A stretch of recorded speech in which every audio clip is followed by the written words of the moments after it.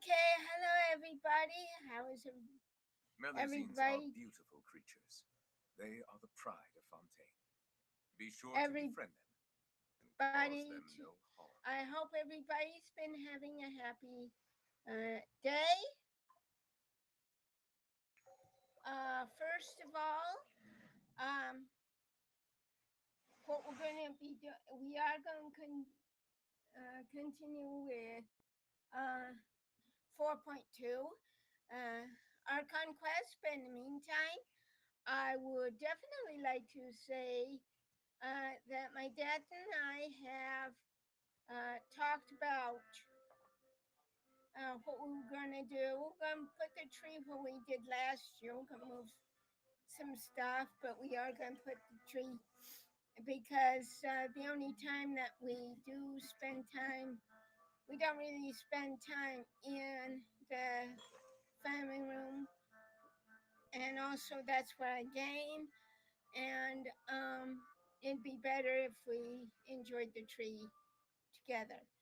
Um, we're considering going out for Christmas dinner rather than at at a local restaurant this time going um, instead of going to um, um, instead of making our own. I do plan to make goodies. I still have to go through my holiday book, and I want I want to do some of my own too. Uh, and because we are considering putting up the tree, we've decided to go shopping. My dad's needs some pants, and he thought, well, I'll wait till after Christmas. Water comes in many And flavors to the I said, discerning you palate. can barely fit in the Mondstadt's clothes water you've is got. crisp He and did pure, not argue while with water that. from Lire And has an then enduring what we'll aftertaste. do is we'll get, In Inazuma, the water possesses a depth of flavor unlike any other. maybe ourselves Sumeru's something, watermelon and then has a rich and complex flavor profile, him, but it must be savored patiently to fully appreciate it. and then him, um, and then we both wrap it up and put it under the tree. I think that's best because if we find each other something, that's fine. Uh, and Melusines then, are beautiful creatures. They are the pride of Fontaine. and Be then, sure to befriend them and cause them no harm. and then, um, just so we're going to do that, and we're discussing it because we usually make lists. I may make one because of that. But if we see something that we want ourselves, we're gonna go ahead and get put under the tree. Um, because I otherwise it'll be like last year. And last year we did postpone and forgot about what we were going to do. So I put my foot down since he can't hardly get into his pants anymore. And he agreed. He agreed wholeheartedly. So we're gonna. And again, I am gonna make goodies, but Water comes in many flavors to the discerning so palate. what we're gonna Mondstadt's do water now is crisp do and pure, 4.2. while We're water from also Lire gonna has an do enduring aftertaste. after In Inazuma, 4.2, the water or possesses even a depth of flavor consider unlike it for the next Sumeru's water, meanwhile, has for a my free rich to and play complex is do flavor some profile, stretches. but it must be savored Okay. patiently to fully appreciate it. Okay, let's go to where this is taking us. Okay, teleport. So that's what we're gonna do. I'm gonna try and do some cards. Will you get back in there? Hold on. Okay, follow the dots.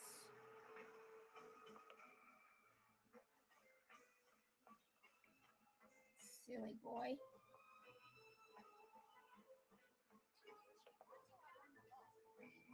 Jeez, ring around the rosy, a puck of full essence.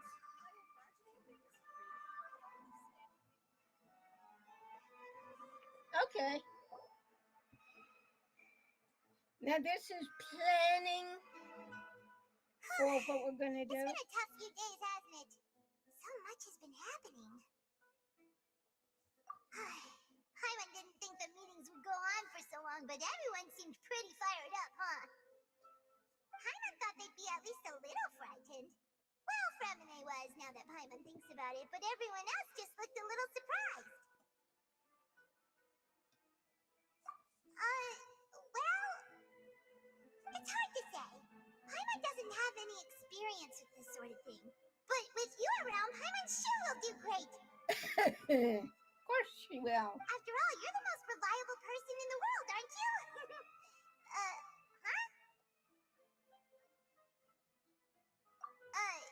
Did you just pour some tea? Hyman didn't notice you doing that at all. Then what's that? Hyman's never seen that cup before. Don't be frightened. I'm just joining you two for tea. I merely refrained from saying anything till now. Who's that voice? But there's no one here. Ah, have you forgotten me already? Wait, you are familiar. You're the voice we heard from the sky in Sumeru. The voice from the sky, I fear that description is wrong. So, you're feeling lost now, just as you were feeling previously. I sensed that confusion and thus came to you. Guiding people is an irresistible hobby of mine, after all. Consider me a passerby, just accepting a commission from my friend's disciple on a whim.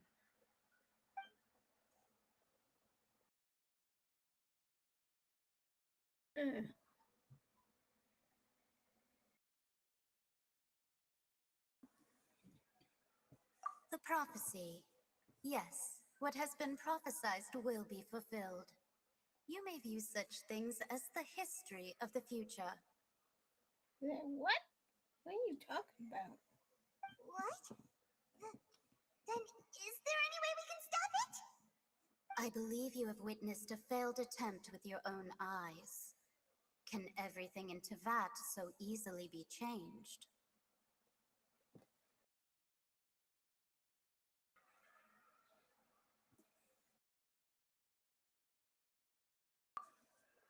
Ah, so you've caught on.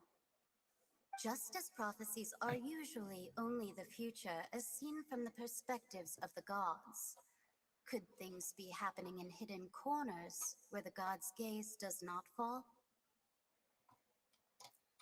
Are the things that you shall see different from the fate that the gods perceive?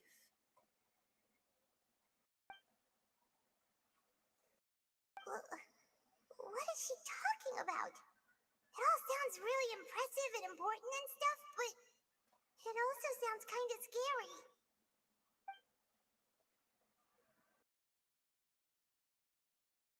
I believe that you understand, right? Some things are insignificant, but others you must reach out to change. Ultimately, fate shall serve as your only guide, no matter what will happen in Teyvat's future. All you need to do is to play your part. And for those of you who are hearing impaired? This was good tea, by the way. Thank you for your hospitality. Well, that'll be all for today. The voice. It's gone.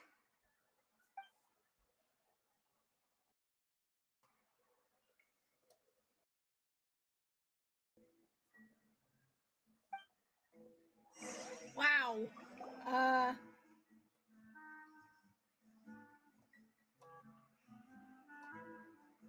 Oh, what? I want to hear someone talking. All right, coming. Hey, it's you who's getting lazy, okay? really? Well, I see I've walked in on some lively banter. Luna! Fine, just fine. I went to take part in that Steambird panel. It turned out to be more interesting than I expected. Not all Fontainians are pessimistic about this. One journalist mentioned that sitting around and waiting for the end to come would be wrong, and that they should make their own rescue preparations. I agreed, so we had a brief chat with her. Did she have pink hair by any chance? Why, yes, it was Charlotte. You remember her, right? Kind of figured that. Daredevil journalist. I'm in full support of her view. Prophecies are very important, but how can people allow their lives to be commandeered by just a few words? That's right! Paimon's glad to hear something sensible for once. Ah, yes, about what we had discussed before. I did try, but I'm afraid I couldn't reach the old hag. I'll try again tonight, but I wouldn't get your hopes up. Huh?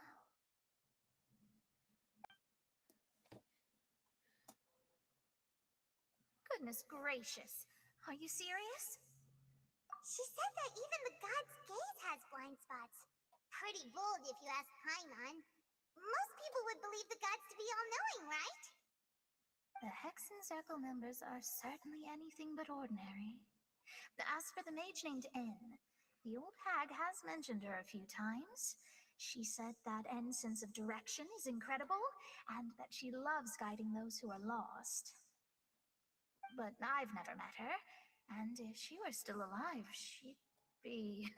well, suffice it to say that the hag's at least a few hundred now, and N's been around for longer than that. Whoa. The Hexen Zirko sounds like a scary group. But they must really stay in shape to live so long. Their abilities alone are pretty terrifying. If she came to see you personally, then the problem you're facing must truly be of great importance. Well, it's not like Paimon could understand anything she said. Yes, she was quite cryptic, but I suspect she means that there's still a way to turn things around. She didn't say when or what that would be, though, so... perhaps it is something that you cannot know right now.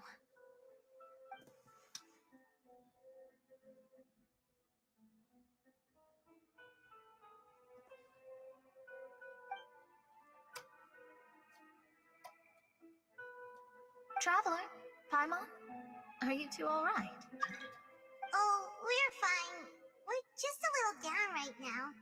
It kind of feels like the end is coming, you know? I see. I feel that same sense of desperation, too. I guess you could consider me someone who has often witnessed fate. So far as I have seen, it cannot be swayed. But even so, I still hope for and believe in miracles. Astrology is eternal and rational, but fate may not be. It is cruel, but it can also be beautiful. Perhaps that's what N was trying to tell you. Not to lose heart, and to believe that what you are seeing playing out before you is not yet set in stone. I did originally think of steering clear of all this, but I couldn't. Even if this is all futile, I still wish to help everyone. If we don't struggle to the last, then how can we face the end when it comes? Huh. You do have a point. There I go, talking about astrological principles again. Sorry about that. The moment I start talking about work-related stuff... I need to get going. It was worth trying to comfort you, even if only a little. I believe that you'll help those who are struggling in the same way I did. I suppose that might be why we always seem to meet by coincidence. Paimon feels kind of moved also kinda sad, too. Hey, Traveler. Paimon suddenly feels like going outside for a walk. Let's go. Let's walk around the city, shall we? There's a few spots we always like to walk by. Okay. Ah. Is that upside or downside?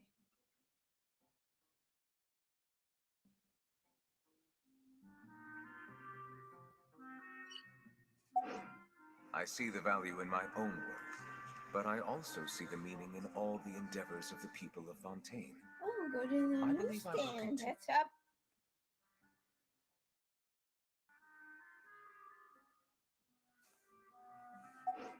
To take pride in fulfilling my duties.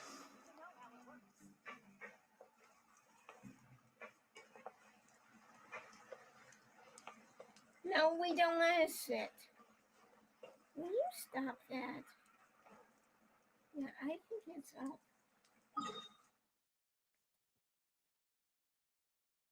Ah! Found it.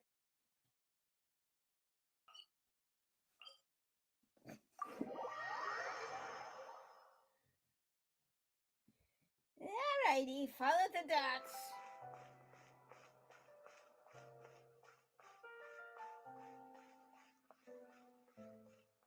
Well, if it's the newsstand, it's the Steambird, right?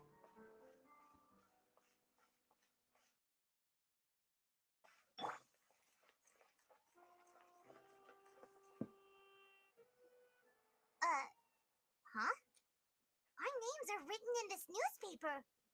What's going on? Let Paimon see!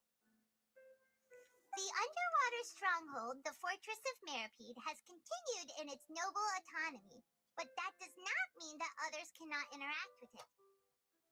My recent attempts to enter the fortress bore little fruit. Huh. Guess Charlotte still hasn't given up on that. Thus, did an Outlander friend become the focus of this report? A blonde adventurer with their white fairy legends trailing in their wake. It is said that this mysterious traveler once visited the underwater fortress. So while the fortress's interior remains a mystery behind closed doors, do not fear, for the tales of the traveler contain surprises in spades. Journalist Charlotte's biggest scoop yet, the Traveler's Trail, World Walker. Huh. Charlotte took so many awesome photos of us and we never even noticed her. She hasn't been able to get a hold of anything at the fortress, so since we're easier to find, she's using us as the subject matter instead? Ugh, seriously? Well, fine. Those headlines and photos do look cool, so Paimon will forgive her this time. So she's not going to get an ugly nickname, Paimon? Okay, now where?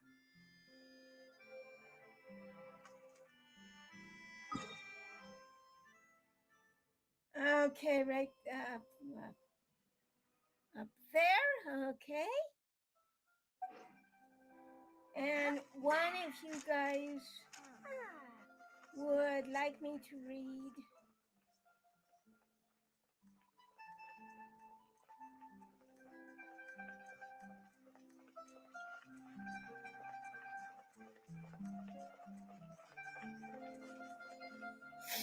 Read for Traveler.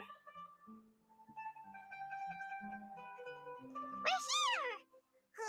Paimon's hungry. Should we go in and get something to eat?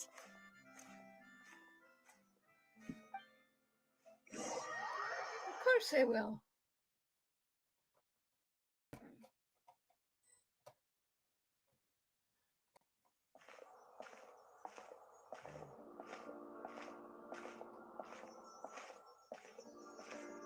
Hey, quick! Look! That's the limited edition, only 16 slices a day cake! It was so delicious the last time we tried it. Despite the tense situation we were in, let's give it another go. I'm sure it'll be great. One slice of cake, please. Someone showed up after all.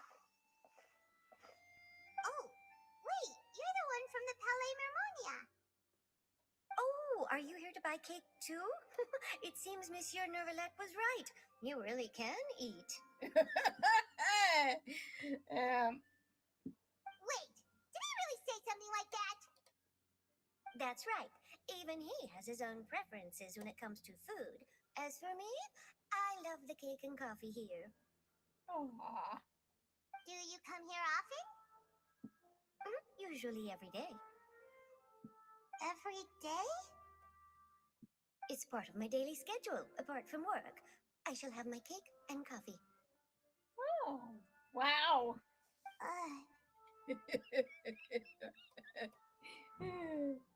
Then what if someone told you one day that this place would be closing soon and you wouldn't get to eat cake here anymore? What would you think? But why would it close? Well, Paimon doesn't know either, but maybe the waters will rise tomorrow. You know, like in the prophecy. Oh, the prophecy. To be honest, I haven't paid much attention to that. No, still, even if there'd be no more cake tomorrow, that wouldn't keep me from having some today. No, it's the same for eating in general. You might not be able to eat tomorrow, but if you can do so today, then you should carry on. That's what people call living, you know. Ah, yes. I'm loving too much. Well, hey. Don't be sad. Excuse me, could I have 2 more slices of cake to go? These 2 slices are for you. Sijuin said that this kind of expression you're making is what humans call being sad. Oh, you know Sichuan? I sure do.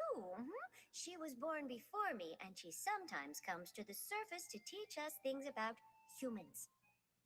She said that humans are creatures that are saddened easily, yes, and you can only lift their spirits by feeding them delicious food. So please try the cakes here. I've got something else to do, so I'll be going now.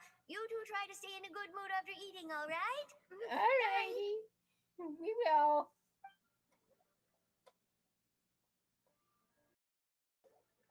She's so And cute. there she goes. All right, let's dig in. I'm sure this cake will be delicious.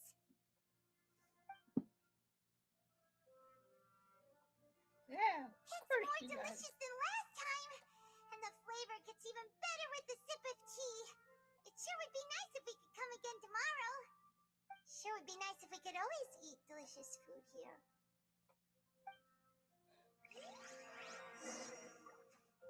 And now where?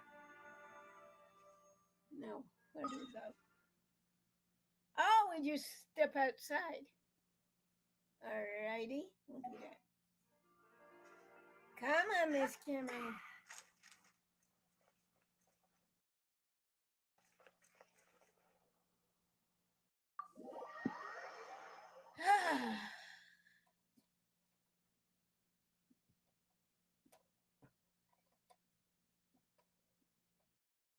Oh, we're near the Seabird office. Let's go look for Charlotte and have a chat. Uh-oh. Okay.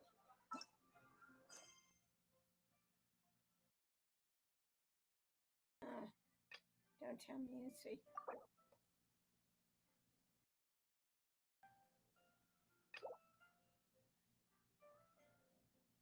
That forgotten thief. Okay, navigate.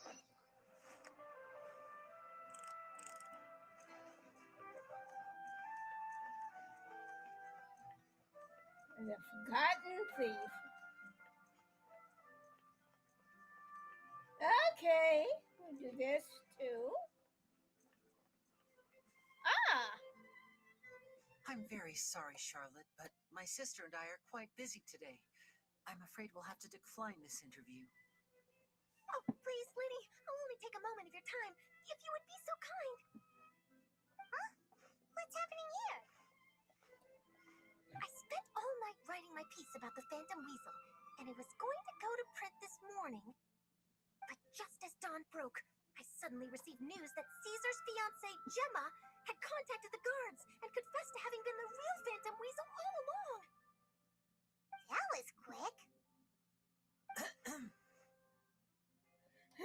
Huh?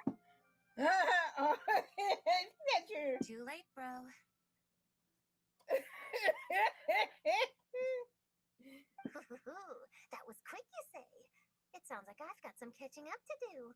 Please, fill me in. Whoops. Aha!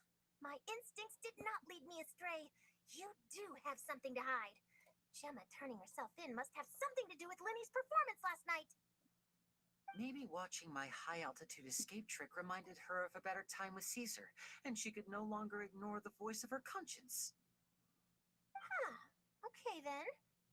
Wait, no. There must be more to it. If that's all it took for her to have a change of heart, how did it take her 10 whole years? Well... She was hiding all that time.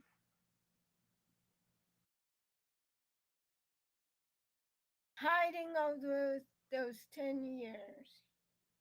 Oh, I remember now. You and Gemma were nowhere to be found after the show. What happened between you? Quickfire question. Where did you all go after the show? Oh, we went to the cemetery and Lenny did a private magic trick just for us. Actually, glad you mentioned it, because that reminds Paimon, guess what? Lenny started using rainbow roses in his tricks. What's the matter? What's the matter, sweetheart? What? Uh-oh! I don't recall ever having received a rainbow rose from you myself. Is this supposed to mean that they're more important to you than your own sister? Uh-oh. He's gonna get it. No, I just, What now? Oh, did Paimon say something wrong again? This is getting pretty awkward. What do we do, Traveler? Seems like this interview wasn't meant to be. Well, never mind. There's always next time. Forgive my persistence, but when there's explosive news waiting to be found, I can't turn away. The news about Gemma has already made waves, and I'll stop at nothing to get to the bottom of it all. Oh. Oh dear. Apparently, one of the things she said to the guards was that her final wish is to see Lorenzo one last time. There's clearly a web of complicated relationships there. Can't blame me for being curious. All right, I guess I'll leave you to continue the rest of your conversation in peace. Bye for now. Bye-bye. Skedaddle. Skedaddle already. Lynette? Paimon didn't mean to... Don't worry, I wasn't angry. I was just trying to distract her. Oh, really? Oh, thank goodness. You scared Paimon there. phew. You and me both, Paimon. You and me both. At least it did the job, right? Please, take good care of that rainbow rose. I'd be really upset if you lost it. Okay, we will take care of it.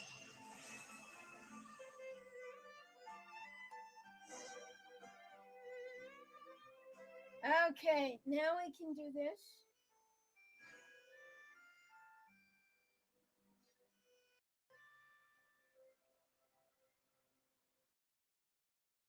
If you keep your eyes peeled,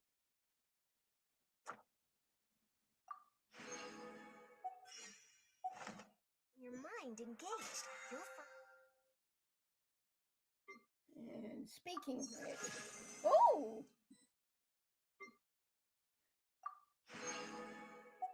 Okay. There's always a new story nearby just waiting to be discovered. Now then, we are going to go through the banners now. I don't know about Sino or Kamasato Ayato because I don't have any of them. But if you don't have Junlin, and she's right over here, she's great. You can also get her when you start the game and you're starting to go to the spiral abyss. It's on the 3rd floor. And she's great because she'll be your cook as well as other things. And when it comes to Gobo and her Pyronado, those enemies don't last long. Kuki Shinobu, she is terrific. At least I think so. I've used her on all level 3, and she's great. And if you need something delivered, Lil Kirara here is your gal. And when I was pulling on Kamasato Ayato's banner, I actually got her. I didn't get Kamasato Ayato, but I did get her. And I'm going to try for this one. And on December 7th, we are going to do the standard banner. Because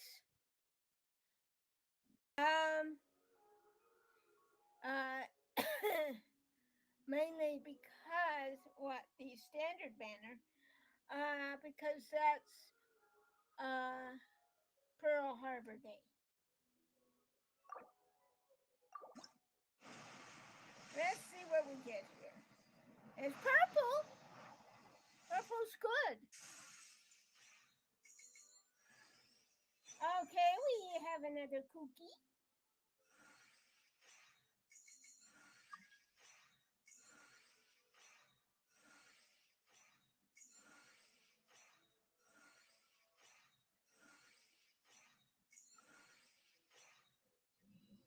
Okay, we have another cookie Shinobu. That's fine.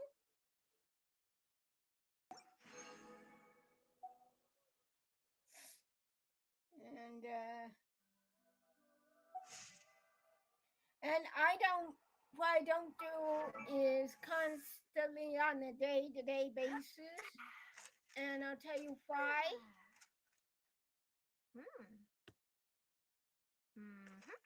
And I'll tell you why. I don't do it on a day basis. Ooh, she's C4.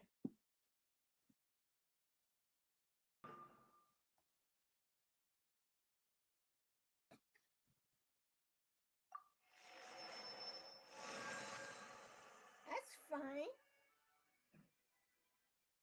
She got to say first. Oh, yeah. Okay. But in any case,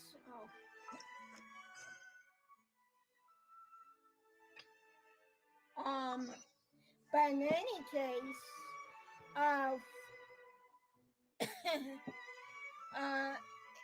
it's and we're gonna do that. But anyway, in any case, last night I got both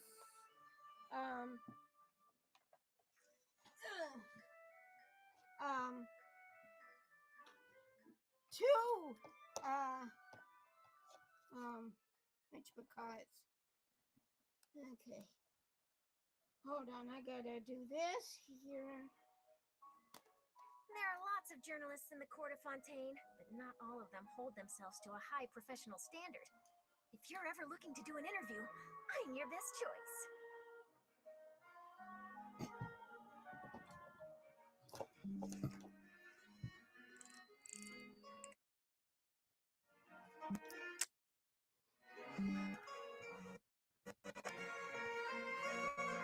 Oh, shit, not again.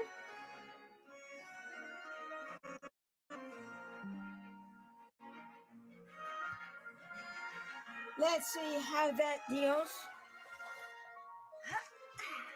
Okay, if it goes off, let me know. But in any case, boy. And anyway, I got both. And why now? I don't know if I know. If you keep your eyes peeled and your mind engaged, always a new story nearby just waiting to be discovered.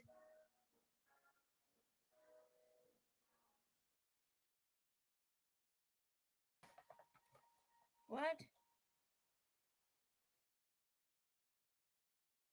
Do you hear me? Oh, it was just...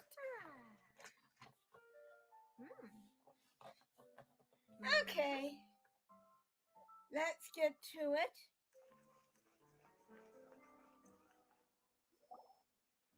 Wow! If it isn't the Traveler and Paimon! Oh, have you seen the article I wrote about you? Ha! You've got some nerve! You just used us to make some quick mora! Oh, you needn't worry about that. I heard that you were in Poisson some time back, so I sent you a letter to discuss just that. It appears you didn't receive it, though. It's all right, though. I've set aside the amount intended for you. I've even set the table with some food. Whoa! Really? Oh, you're the best! All you have to do is say food. You're almost a little too easy to win over, Paimon. If I were a journalist with ulterior motives, you'd be in trouble now, you know. Oh, Paimon knows you're not like that. Still, what brings you here all of a sudden? Were you looking for me? When Mona mentioned you, we thought of coming to see you at work. I see. It seems you've already bumped into Mona here in Fontaine. So she mentioned me? What did she say? She said that you're a real daredevil of a journalist. Nice.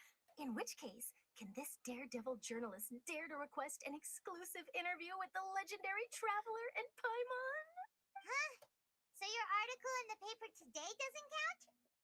Oh, of course it doesn't. That was more like live photography. What I'd like to do is dive deeper and ask you to talk about the things you've seen and experienced. Yeah, are we even qualified enough? More than If I say qualified. What you're are you worth an interview, talking then about? you're worth it. But not right now, of course. I'll need a few days to prepare.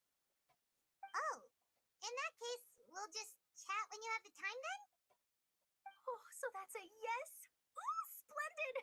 I'll tell the editor-in-chief immediately. I'll have to apply for lighting, a venue, some props, and... Whew, so much to get done now. Talk to you later. And there she Charlotte, goes. Paimon's still got a question for you. And what's that? If, just for example, Fontaine were to be flooded tomorrow, what would you do today? Huh. That's the prophecy you're talking about, isn't it? I mean, I do hear about it often, but I've never once thought that the day could be tomorrow. If you're seriously asking, then I might try and think of a way to leave Fontaine. Oh, but I'm still a journalist first and foremost. That means I have a duty to be reporting from the scene. And secondly, I wouldn't forsake my homeland that easily. From what I've seen, most people don't know what they'd do should the worst come to pass. In truth, it might be better just to behave like normal rather than worry over such an end. So in all likelihood, I'd probably still be prepping at the office for that interview of ours. I know what you're thinking. That sounds a bit sad, but I've always believed that it's best to do what you enjoy. That's right. Do whatever you like doing. Just think about it. If this nation really were to be suddenly destroyed tomorrow, but I still successfully finish an exclusive interview with a truly unique person, then the story I would wind up writing would truly be timeless. And then do you know what I'd do? Well, I'd write that story, send it for printing, and use messenger pigeons to get copies out to the various nations as soon as possible. I'm not a dreamer, nor am I a workaholic, but I do love my job, and I'd be proud of leaving such an article behind. I guess you could say that I was born to be a journalist. Yes, ma'am, you were. But anyway, that's my answer. And on that note, I'll get back to my preparations. That's so nice. All of a sudden, Paimon actually kinda envies her. Anyway, let's go and take a look at the sea, shall we?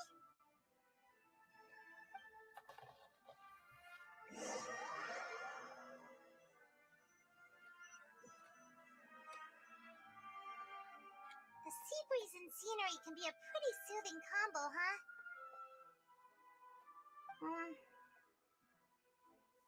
Paimon's been thinking. If it wasn't Fontaine, but all of Tevat that would be destroyed tomorrow, where would we go and what would we do? No, Paimon should ask, if you could choose, what would you like to do? If I could choose, huh? It's just like Charlotte said.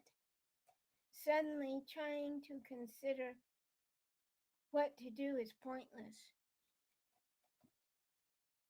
We've always been moving to the next destination, so we haven't spent much time thinking about these kinds of things. We didn't have to either, with us always being on the road and whatnot. Until that moment comes, I think I'll keep journeying on. You mean still traveling? Okay, it's yes, cherishing every single moment that I have to look upon this world. Huh. Wait, isn't that what we've always been doing?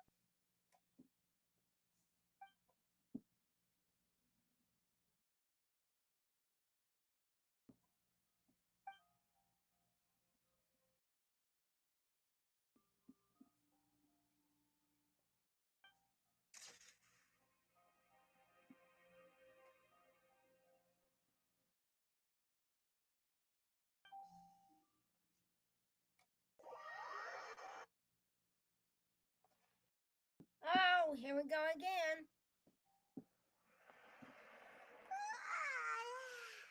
Feels like you'll grow mold if you stay here long enough.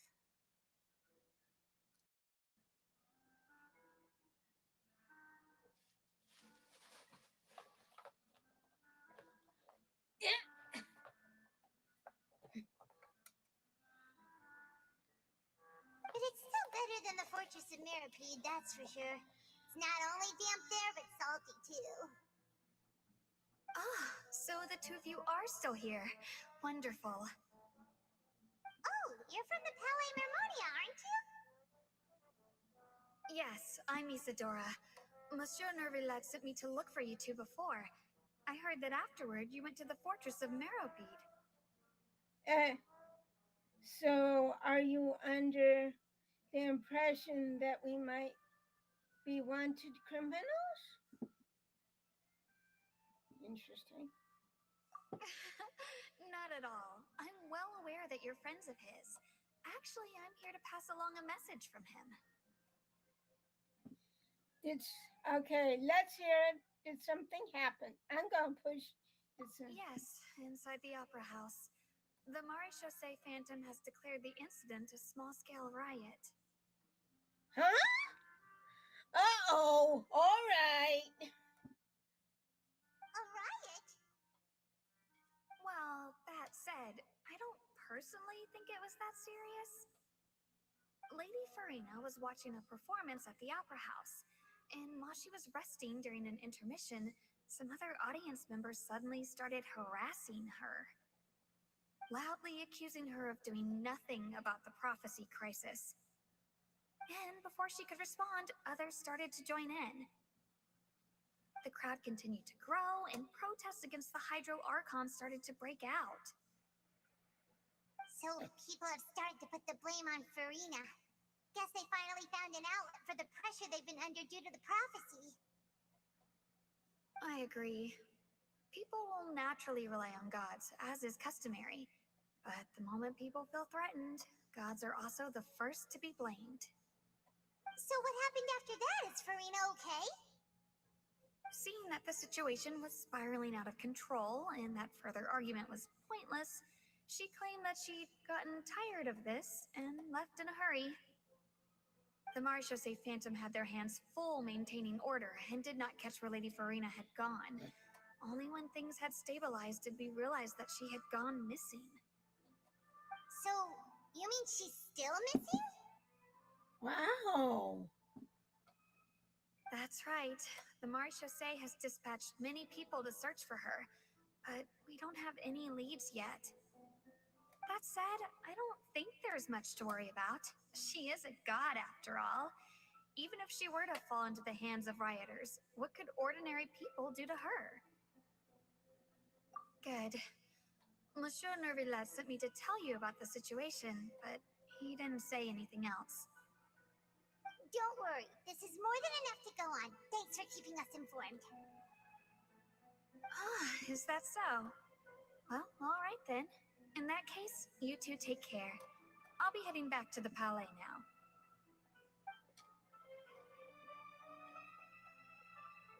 Well, sounds like we should hurry over to Poisson then. You sure caught on quickly. Well, of course you did. If we know Farina, she won't try to fix things in this situation. Instead, she'll look for a place to wait out the heat. And as we also know, she may be loud and dramatic, but she doesn't have a heart of stone. When Nervalet was talking to her in the Palais Mermonia, and she heard about Poisson, she couldn't hide her sadness and remorse. It would be hard for her to ignore being accused by the public today. Paimon thinks Farina's probably taken the opportunity to slip away to Poisson and try to relieve the sense of guilt that she's feeling. Huh. Well, what do you think? Paimon knows the answer, of course, but Paimon can do the analysis to back it up too. Cool, huh? I see becoming a detective's done you some good. Looks like those detective novels have had an effect on your uncle. In that case, there's not a moment to lose. Poisson, here we come!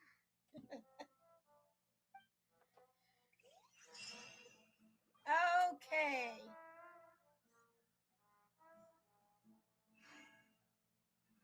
So Neuvillette sends us. Let's see. Go right over here. And okay.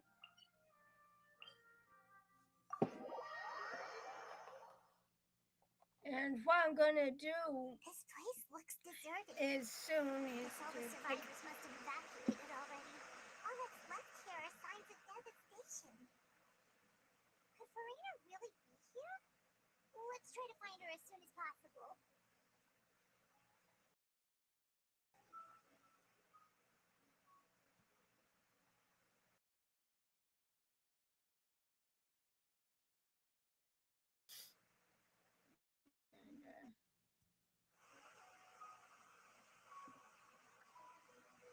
okay.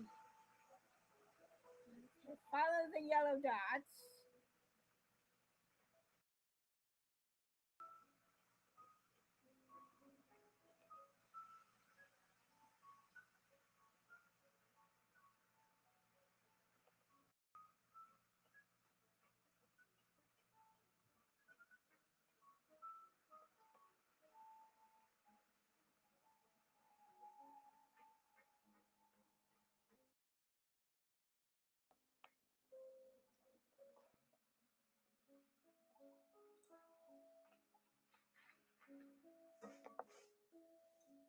You're not jumping down.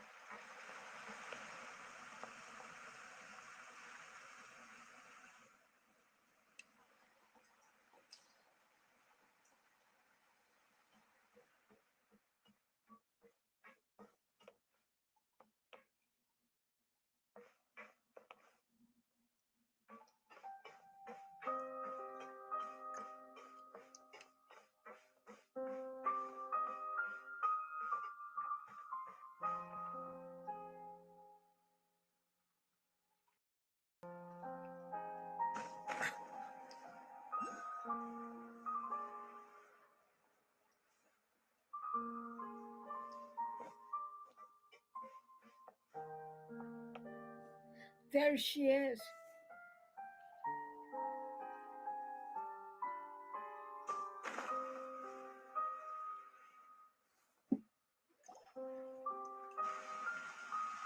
Oh, don't jump. That's Farina, right over there. She really is here all... Should I just give up? This is all meaningless. What was meant to happen did happen after all. Everyone's dead. I'm sorry. I so sorry. Give up, Farina. There's no point in holding out. I'm sorry. But what can I even do other than to repeat meaningless apologies over and over? Who's that? Don't worry, Farina, it's just us.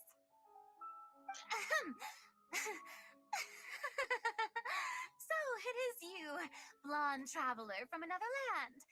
Why, I almost thought you were someone from that mob of my ignorant subjects, come to kneel and beg for my forgiveness. Farina, you were crying just now, weren't you? The tear stains on your face are obvious. What do you mean, tear stains? Oh, I remember. The show at the Opera House earlier this morning was so moving. I'm still trying to process it. Who did that uncivilized rabble think they were, disturbing my enjoyment of the arts? They even dare to tout their Archon. I must teach them a lesson. I can just imagine their twisted and frustrated faces once they realize that I'm nowhere to be found. Oh, good grief. Oh, and I'm sure Nouvellette and those people from the Marsh Chaussee Phantom are freaking out right next to them, too. Stop trying to act so tough, Farina. You're actually beyond devastated right now, aren't you? Of course not. Hey, there she is! The Hydro Archon's over there! Quick, after her!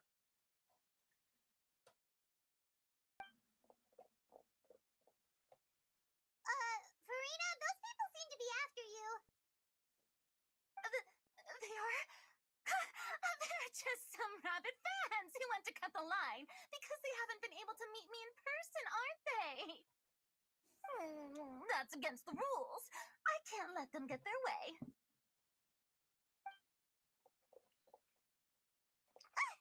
Farina just ran off. Quick, we have to catch up with her.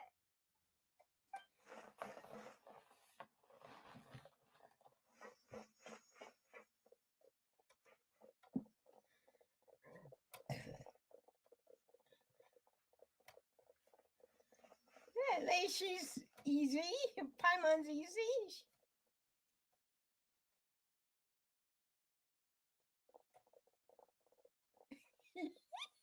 Smarty. This should be the place, right?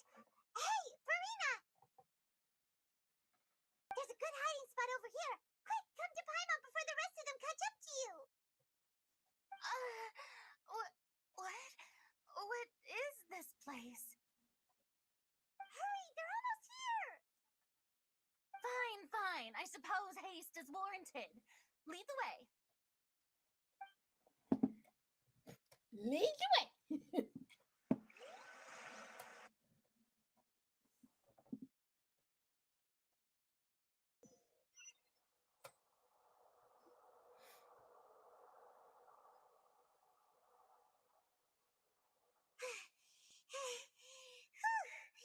Paimon's exhausted.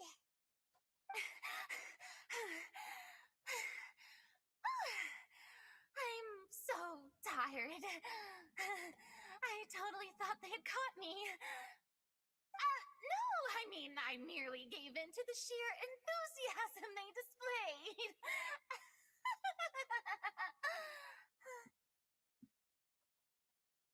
This place is not what I'd call soundproof.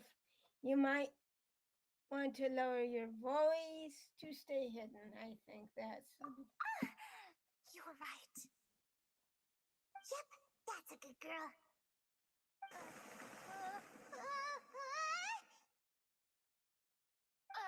What's happening?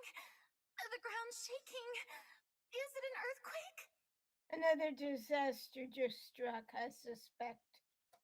Yeah, a quake of this kind preceded the flooding in Poisson, didn't it? It can't be. It's happening again? Well, there's no need to worry too much about that. Novelette's made some emergency plans, so the evacuation should go a lot smoother this time. Yeah, I hope you're right. But the people of Poisson, they've already... Has Farina finally reached her limit? Now that she's talking about her actual feelings, she's starting to look far less stiff.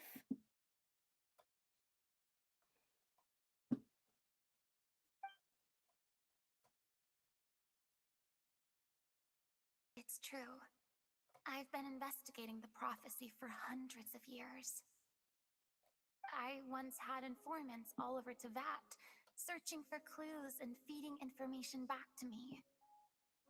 I've tried all kinds of ways, too, to hold back the sea. Anything to keep the coastline from advancing. But all my efforts proved to be futile in the end.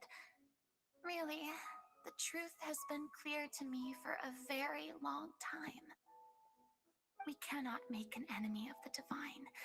No matter what we do, the will of the heavenly principles will have its way, and the prophecy shall be fulfilled. But even then, you still haven't given up yet, right? Give up. I do love the sound of that phrase. It would mean finally coming to terms with fate, but also for me to finally be free. But that would mean that all hope would disappear. Indeed. I've thought about giving up so many times, especially after we almost lost Poisson. Fate is really unreasonable, isn't it? It has no heart and obeys no rules. The prophecy has only just started to come true, and so many people have already lost their lives. But just now, it all became clear to me. I still don't have the right to come to terms with fate on behalf of everyone else. As long as the final moment hasn't come, it's still not too late. Don't worry. I will keep hope alive for everyone until the very end. Oh, she needs a Caroline Van hug, don't you think? Well, that's enough for now. I got the impulse to play the stricken maiden, but honestly, considering my rank and station, that wasn't a good fit at all. Oh, back to this again, huh? Don't take any of what I just said seriously. How could I possibly let Fontaine fall to the whims of trivial prophecy? Come on! Paimon could have sworn you were actually being honest just now. Yep. We're running out of time. We can't just go back to square one like this. I have to get more information out of her. Farina, you might not have to shoulder this burden alone. I'm going to say that one. Although I don't know what you might be keeping from everyone, your people are more than willing to share your burden with you. Huh? You want me to pick between those?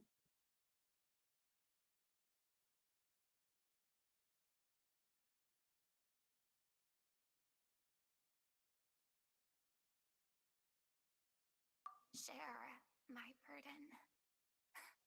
That's impossible. It was fated right from the start that this would be my duty alone. But even if your burden doesn't need to be shared, you can choose to confide in someone.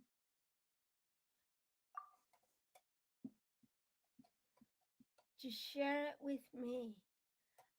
I'm what you'd call a witness. A witness. Yes, I've heard that you came to Tevat from beyond the stars, yes. In other words, you never belonged here. And if Tevat is, in its entirety, a show on a stage, then you're just a spectator, aren't you? If that's the case... There's no time left. Please, Farina, just spit it out. Oh, sorry, I'm starting to crack. Okay.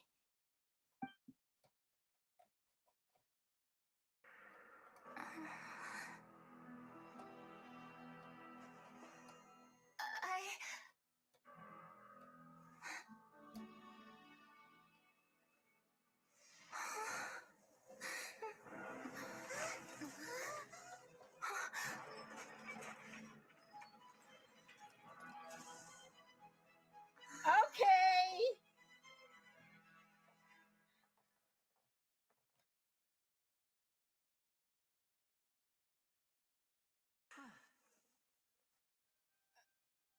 My God. He outdid his other trick. Ladies and gentlemen, this concludes my opening performance. Now, without further ado, we may proceed to the trial of our god.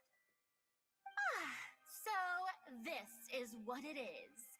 Yes, you deserve praise for the effort you took to raise the dramatic stakes. Do not forget, however, that I am Fosalor, the god of justice, the embodiment of justice itself.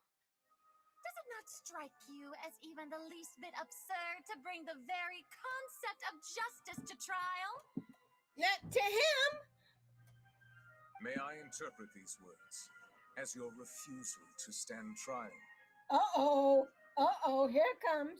In that case, you will have the opportunity to defend your honor through a duel. You would draw your blade against a god? She just did. I see. It seems like you have made up your mind.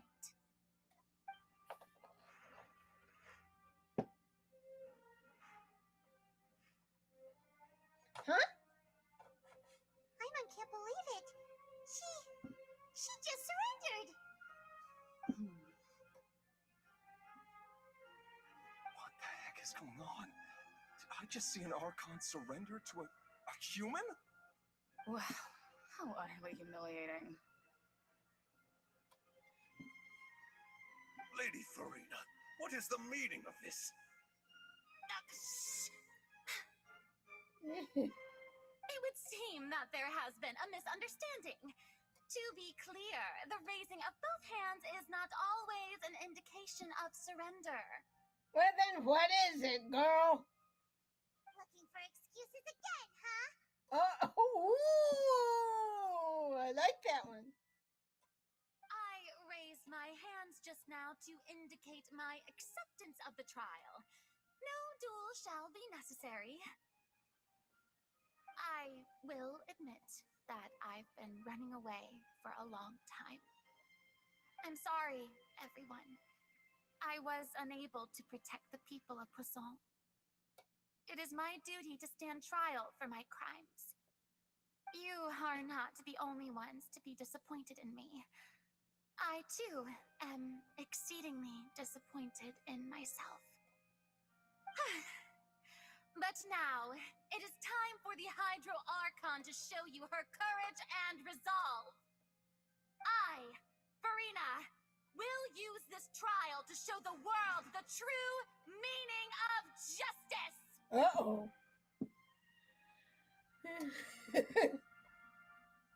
This time, I will protect you. Applaud and rejoice. One of the most outrageous and fantastical arcs known to the opera epiclese is now unfolding before your eyes. Mark my words, This shall be one of the most exhilarating and brilliant shows ever to grace the stage of Fontaine. The trial of the Hydro Archon, Focalor, will now begin. Oh shit! Woohoo! Oh, now we're making history. Yeah. Why does it feel like Farina just took over the whole thing? Like, come on! Didn't she just get forced to stand trial for her crimes? Also, even though she's still acting super dramatic, she is taking this seriously this time, right? All right, then. Who will be my opponent in this trial? The court asks the prosecutor to please take the stand. Thank you, Your Honor. Is that so? Very well. Then please speak, witness up to that, my accuser and fated opponent. We're so close to getting her to tell us the truth, and it still turned out to be like this in the end.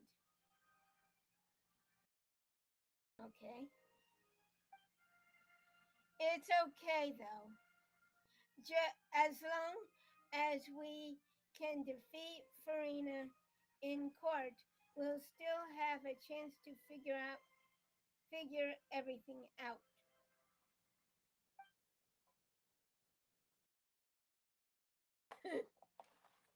Ooh. Also, please allow me to ask, as a final question before the trial begins. Just how much work did you do to force me onto this stage? Well, we did do a lot of prep after the meeting that day. I can go over the tasks assigned to the Spina di Rosula, since they were rather straightforward and easy. Navia, the president of the Spina di Rosula. Most of the people who participated in the disturbance this morning were my subordinates. They changed into plain clothes and came to the Opera House as regular audience members, waiting for the perfect opportunity to incite insurrection against you. The people's resentment against their Archon has been building as more and more of the prophecy is fulfilled. A spark was all we needed to turn smoldering anger into a flame. Moreover, according to our understanding and analysis of you, when something like that occurred, you would likely flee the scene and head to Poisson by yourself. So, we arranged for a second group to lie in wait there. So, you mean, the ones who scoured the settlement for me were also from the Spina?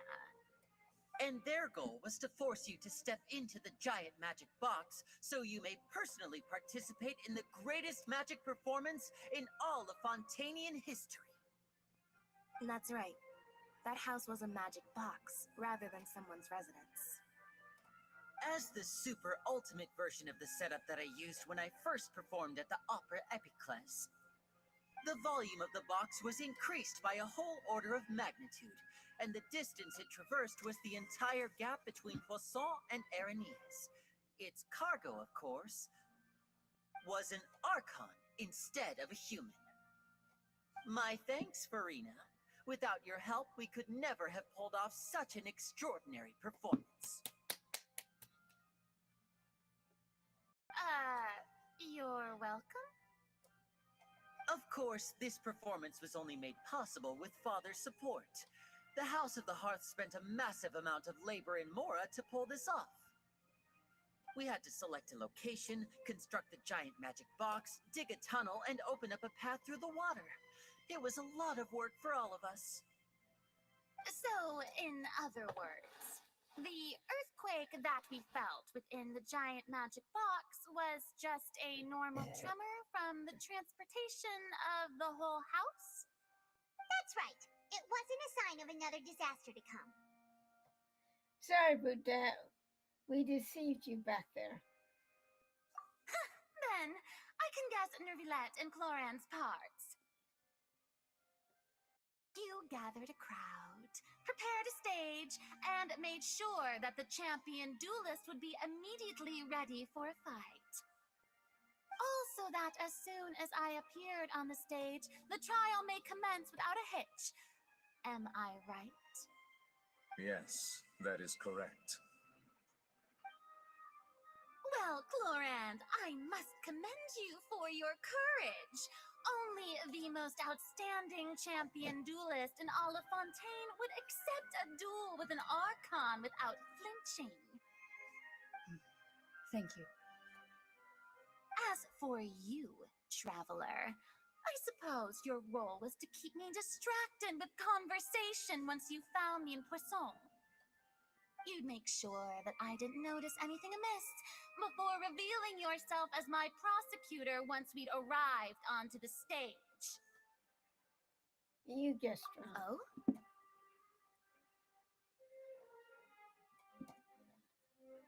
Was to give you one last chance.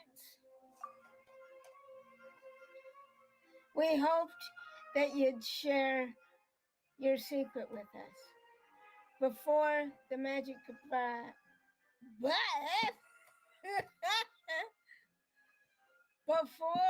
the magic box arrived on the stage. Is that so? Then I suppose I must have missed my final chance. It's fine. It matters not. What's done is done. The stage is already set, so there's no reason to disappoint the audience. Let's see this trial through to the very end. Yeah, the only thing we can do now is judge the Hydro Archon.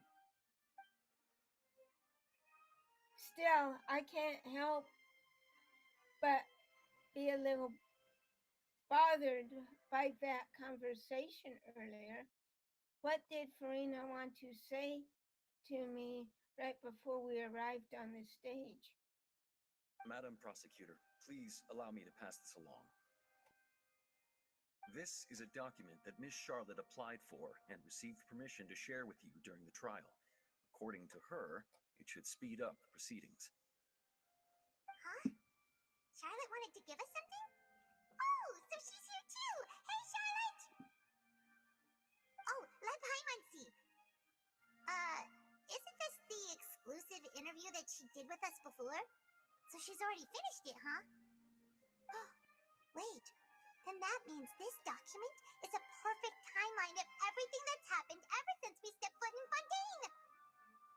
So in other words, we can refer to this anthology of evidence every time we want to use something from our journey as evidence for an argument! It's a super practical gift. I never would have thought using it that way. This way. It's a super Let's quickly confirm the information in it. Just think of it as a refresher, alright? You defeated the Hydro Archon in the very first duels you took part in at the Opera House. That's one for the history books, all right. I didn't think that you'd wind up getting to the bottom of the case I've been following all this time.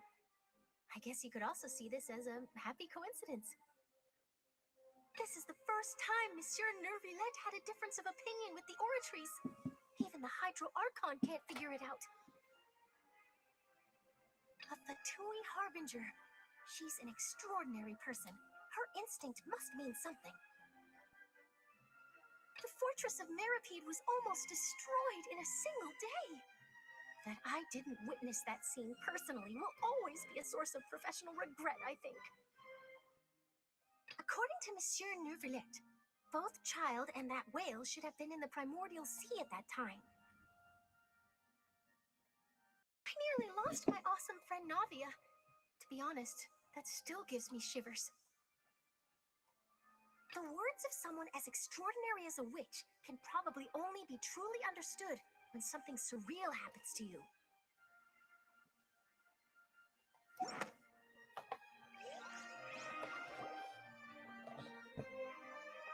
The prosecution and the defense are both in position.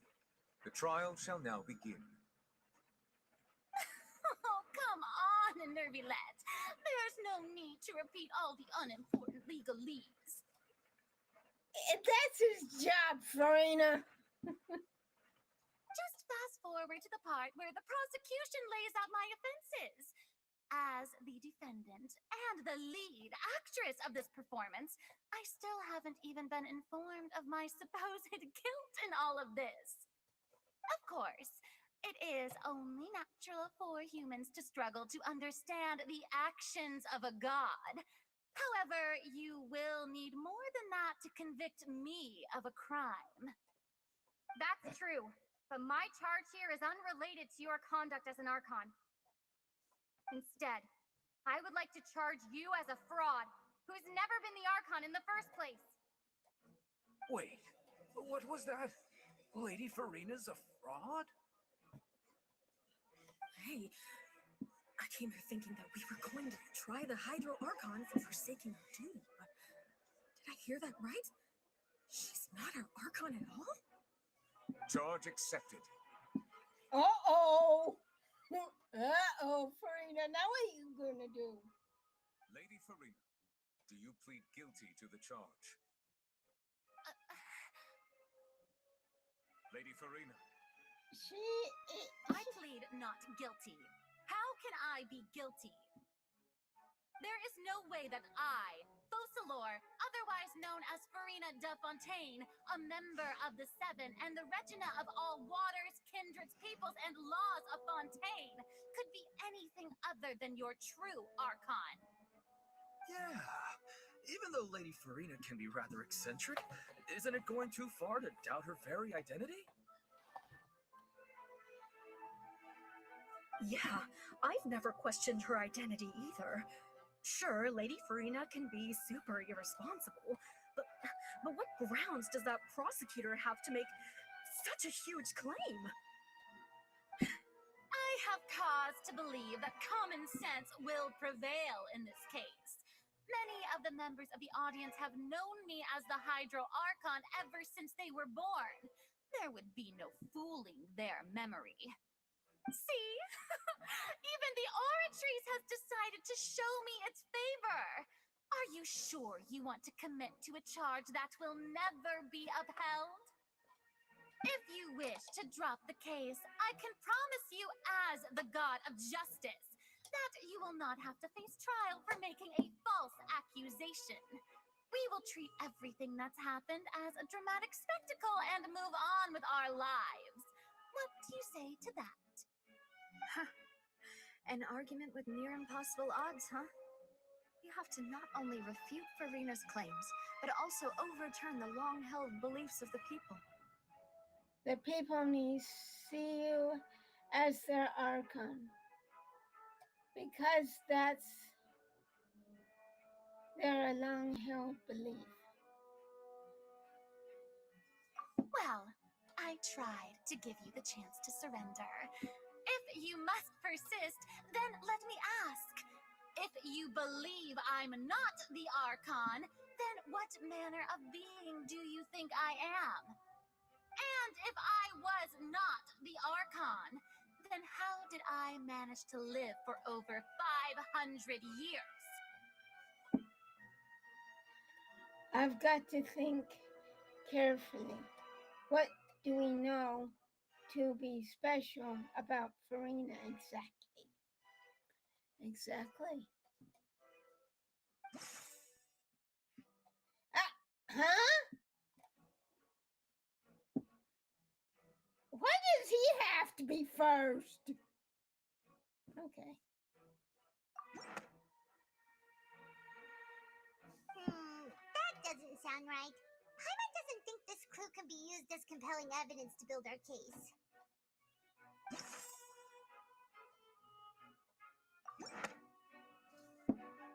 First of all, you may be a member of another long-lived race, which would allow you to naturally possess an extended lifespan.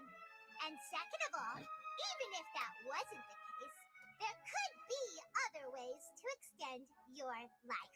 Such as a curse. Who gave you that idea? Was it the knave? You'd sink so low as to use a harbinger's words against me. It doesn't matter who gave us the information. What matters is the versatility of the claim. A curse? I once thought it possible that the aura of an Archon might naturally resemble a type of curse. But in light of this claim, perhaps what I sensed was not your divinity, a curse after all. You sensed it too, huh, Neverlet? So, Farina, instead of an Archon, could you just been a cursed human? Lady Farina is actually a human? Well, it is true that it's extremely difficult to tell humans and gods apart just by looking at them. It's not impossible.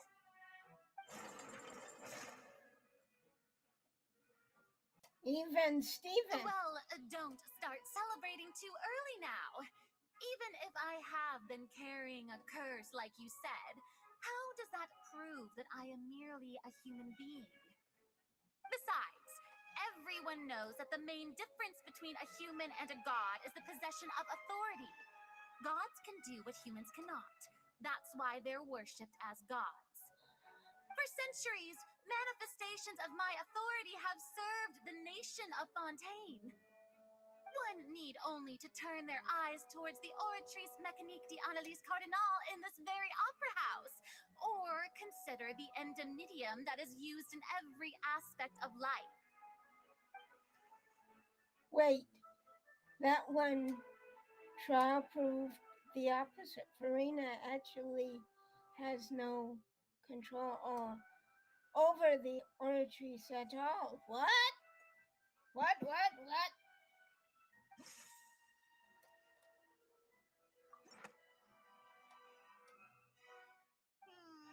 doesn't sound right. Paimon doesn't think this clue can be used as compelling evidence to build our case.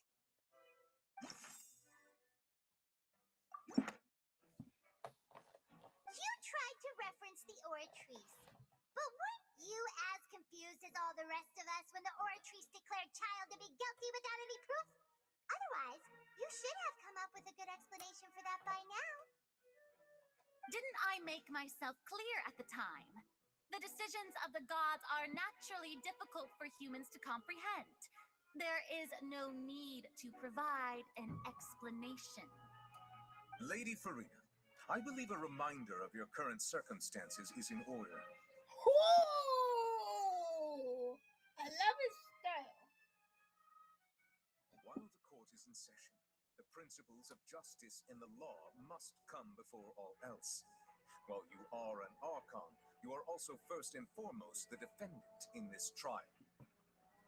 You will prove yourself unable to defend against the prosecution's charges if you continue to withhold vital information against the rules of the court. Yes, sir. I never thought you'd use that kind of rhetoric against me. That was no trick of rhetoric, Lady Farina. I've merely reiterated the rules of the court.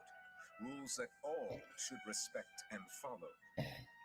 Uh-oh, busted.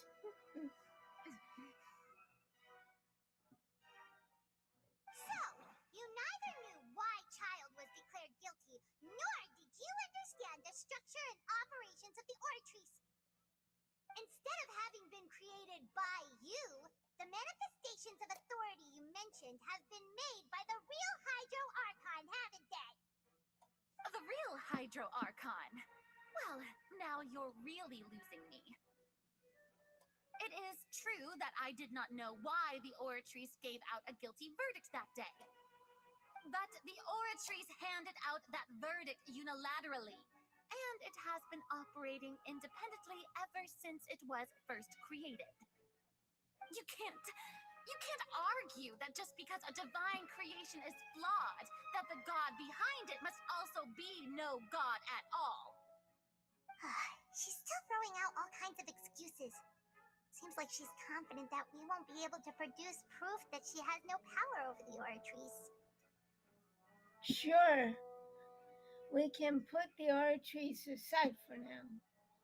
But how much tinier can you put that writing? But then, Miss Farina,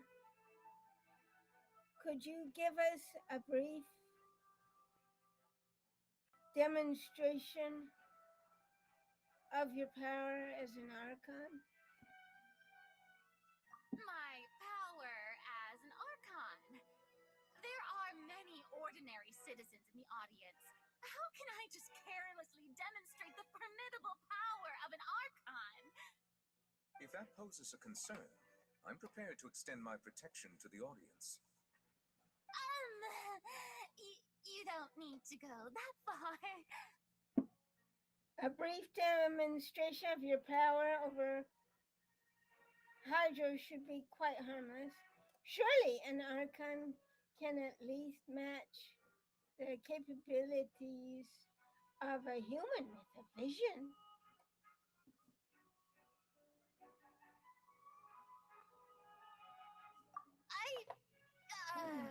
Oh, she was put in a corner. Aren't you the Hydro Archon? Or is it that you can't even wield the power of Hydro, much less the authority of a god? Indemnitium! Yes! It's all because of Indemnitium! All Archons derive their power from the faith of the people, and I've converted the people's faith in justice into Indemnitium. Thus did I give up all of my divine power to provide everyone with energy for their daily lives. Have you ever seen a more magnanimous god? Isn't that a huge stretch? Yeah, no matter how generous an Archon can be, how could they give up all their power? Can a god with no power even still be called a god? Oh, it's going into our side. Buying Farina's excuse.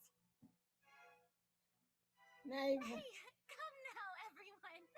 Please don't stare at me as if I was a liar. I'm still the same Farina you knew, right? The one that you loved. Shouldn't you want to believe in me? Please? You've got to believe me. If what the prosecutor said is true, she really has committed a grave offense. Did she deceive all of us? And all of our parents and grandparents too? And all of our ancestors? Ever since they were born? Enough! That's enough. Tell me then, if I'm not the real Hydro Archon, then who is? If you have no evidence of another Hydro Archon's existence, nor can you find anyone who can back up their claim to be such, then what grounds have you to say that I'm not actually the real deal? Wow, she came up with yet another argument. How can we refute her now? Seems like she really doesn't want to give up. if we can't prove that she isn't the Archon, we can try to prove that she is just a human. And if she's only a human. What does it? Huh? That does not make sense. How can that make sense?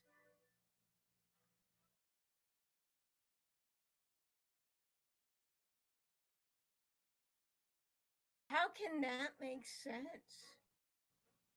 Well, we'll keep going.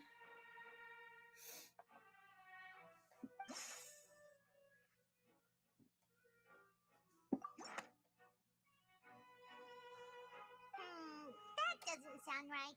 Paimon doesn't think this clue can be used as compelling evidence to build our case.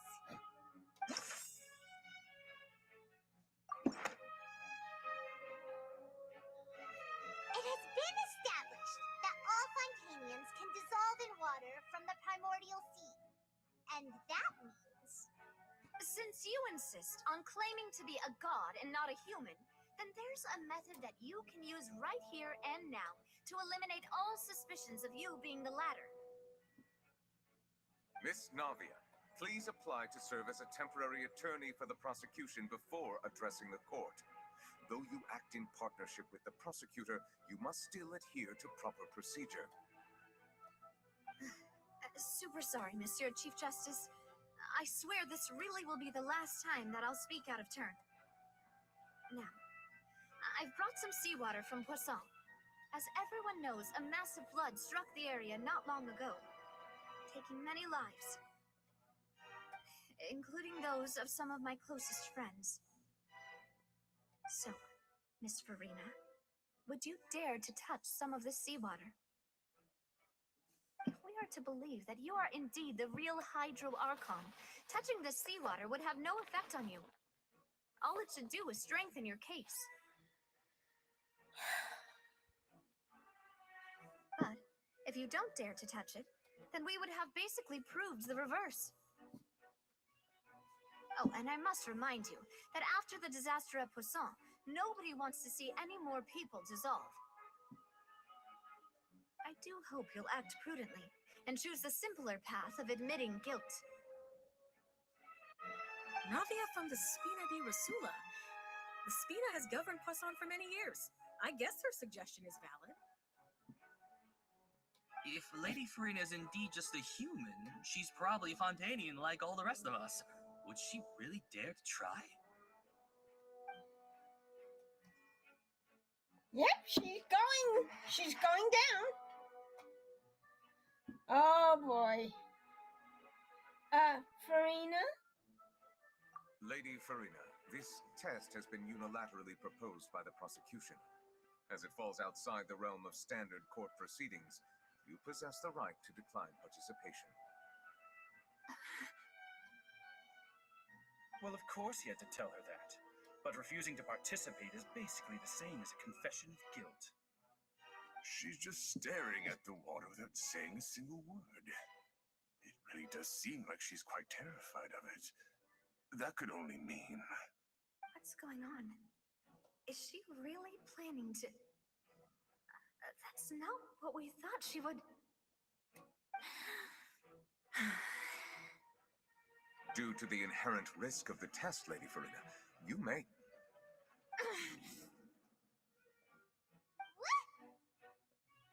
Hey! She actually...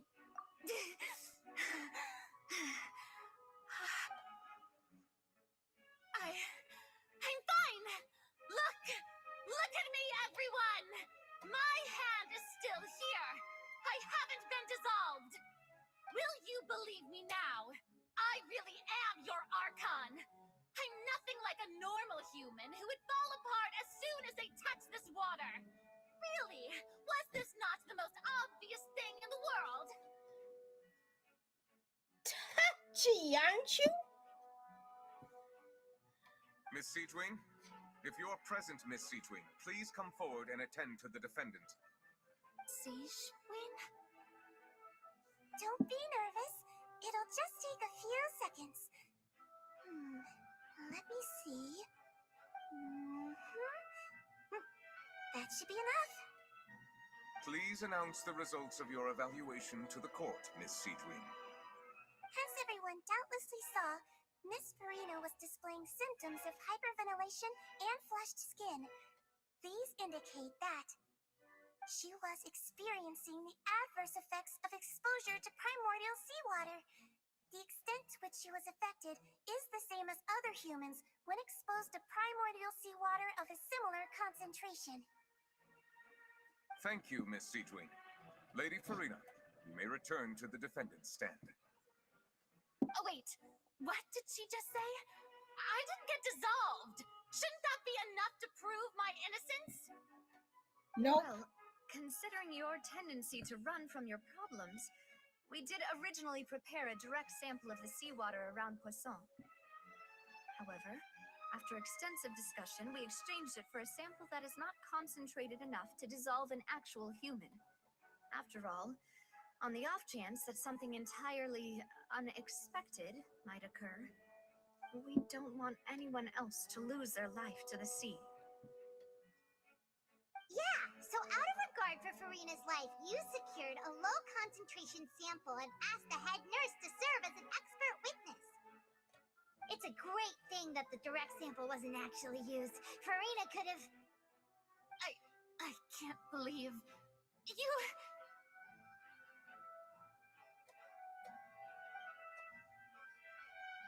But what's really going on here? Farina can't have not known the consequence of touching that seawater as a human. This is too unlike how she usually acts. Unless it's actually more important for her to keep up her facade than to save her own life. But hadn't she given up on everything a long time ago? Listen to me, everyone. Please don't give me such cold and disdainful looks. What happened just now didn't prove a single thing. Think about it. How can you conclusively prove that an Archon can't also be affected by the primordial seawater?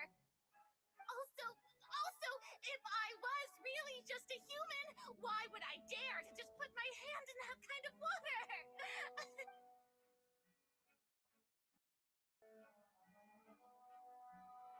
Please, everyone, anyone, just listen to me. I swear, I really am your Archon.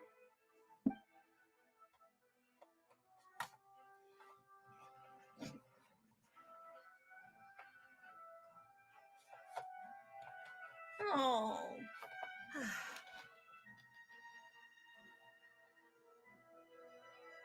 I don't think anything she says at this point will sway anyone. The odds are just too stacked against her now.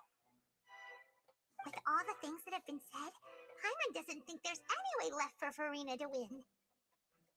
I believe the time for arguments and presentation of evidence has come to an end. If there are no objections, we will move on to the final judgment.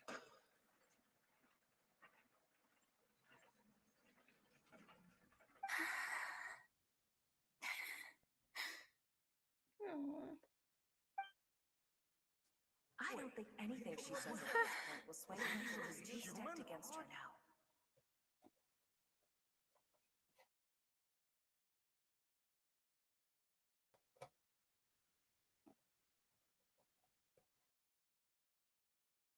In my capacity as Chief Justice, I shall now render judgment on Farina's misrepresentation of herself as the Archon of Fontaine. As a human who knowingly deceived her fellow citizens, Farina is guilty.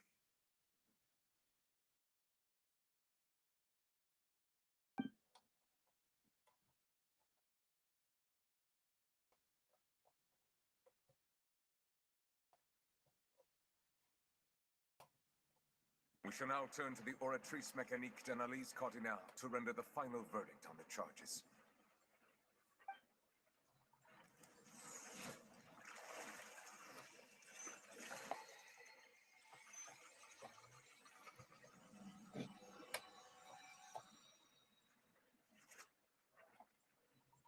According to the judgment of the Oratrice Mécanique d'Analyse Cardinale, Farina is...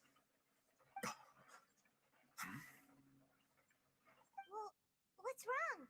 What's the Oratrice's verdict? It can't be. Did the Oratrice just declare Farina to be innocent? No, the Oratrice also displays a guilty verdict. Isn't that correct then? However, the exact wording of the verdict is thus. The Hydro Archon, guilty, to be punished via the death sentence. The death sentence? That's actually one of the available sentences? I've always thought that it was just a myth. The one and only time the death sentence has been handed out at the court, and it's been given to the very person we've worshipped as the god of justice? What an unexpected twist. Farina's been sentenced to death by the Oratrice? We just wanted to use the trial to show her the seriousness of things so she'd tell us the truth. How did things escalate this quickly? This outcome is indeed quite strange. According to Fontaine's current definitions of justice, as well as its recommendations for criminal sentences, is this sentence really appropriate for the crimes that have been committed? Yeah, even Fache wasn't sentenced to death by the Oratrice. You know, the real evil mastermind behind the serial disappearances case. What's more strange is, instead of Farina, the Oratrice rendered judgment on the Hydro Archon. Indeed. Not only is Farina's sentence overly excessive, the very point of our trial today was also to prove that Farina has never been the Hydro Archon in the first place. But now, the Oratrice seems to have deliberately invoked the title of the Hydro Archon. What does this mean?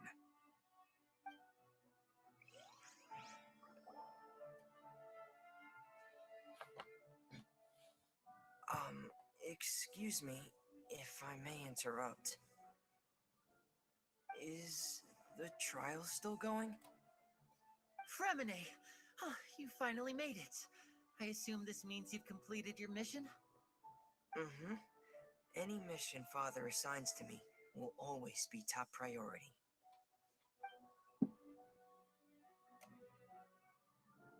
Is that the first prophecy slate? Huh. So the knave privately arranged for Fremine to try and find the missing slate. I looked everywhere and finally found it at the bottom of the sea. It took me a long time to get around some dangerous stretches of water. Oh no. But has the trial already concluded? Then doesn't that mean I've come too late? Oh no. Father will be disappointed in me. Don't worry, the mystery hasn't been solved yet. It's still not too late for you to shine. Thank you for your hard work, Mr. Fremine. Please allow me to review the record left on the slate.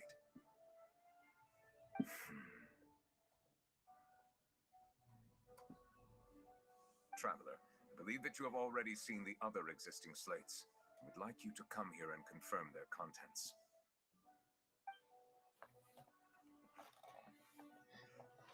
Huh? So what do you see? What is it? It looks like the previous Hydro Archon releasing her divine power, turning the ocean into human beings. I believe I've now made sense of the Hydro Archon's crime. It has to do with Fontaine's lost history. Huh? Isn't the Hydro Archon just guilty of deceiving her people? Oh, wait, no, that's Farina, and we've already proven that she's not the Hydro Archon. So when you say Hydro Archon, do you mean the real Hydro Archon we've been kind of talking about?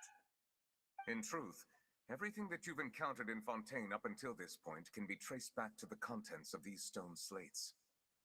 However, I'm uncertain as to how much sense they currently make to you. The association between the contents of the slates and the events in real life. Okay, let's try to recall the contents of the other 3 stone slates. Paimon will do her best to help you remember.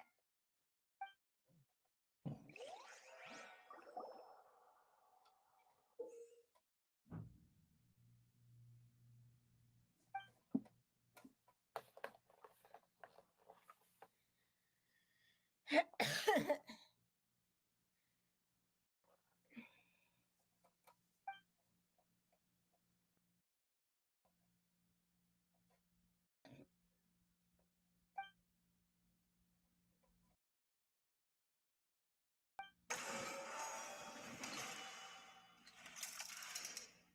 first stone slate describes what you just said. It seems to show the previous Hydro Archon using her divine power And then the Oceanids turn into humans. Does that mean that Fontanians are transformed Oceanids? Oh, Paimon wasn't expecting that. But if Oceanids can turn into humans, then perhaps this process can be reversed as well. The second stone slate shows Celestia floating in the sky, and the Hydra Archon and her people worshipping it together. But the heavens still brought judgment down upon them. This must be the point when the Hydro Archon and the Fontanians were branded with their original sin. Does this mean that the original sin and the Hydro Archon sin are the same thing? The third slate shows the Hydro Archon sinking into the sea surrounded by many people. That reminds Paimon, didn't we also watch that happen to someone else? Well, the fourth slate is the prophecy the Fontanians have been talking about. People dissolving into the sea, the Hydro Archon crying on her throne, and so on. We didn't believe that such a crazy disaster could happen at first, did we? But after that incident, it was just a question of when and not if.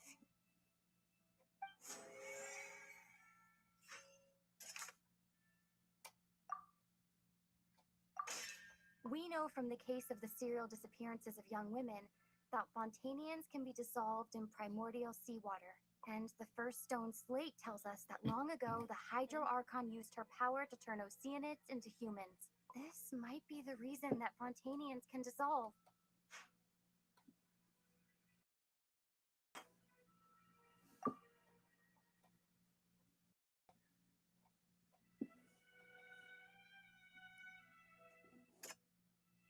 That doesn't sound quite right. Let's think about this some more. That doesn't sound quite right. Let's think about this some more. That doesn't sound quite right. Let's think about this some more.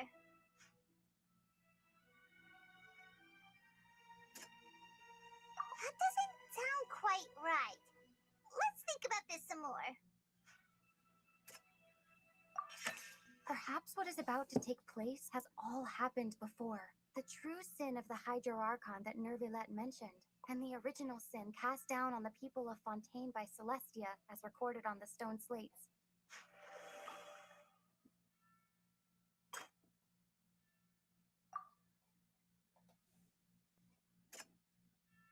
That doesn't sound quite right. Let's think about this some more.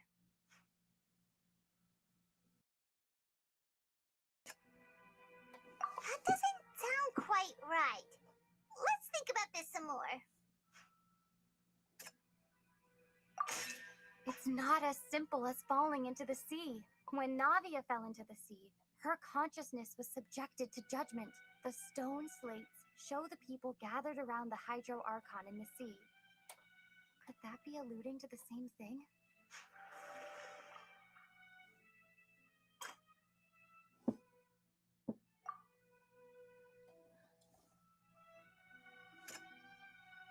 That doesn't sound quite right. Let's think about this some more.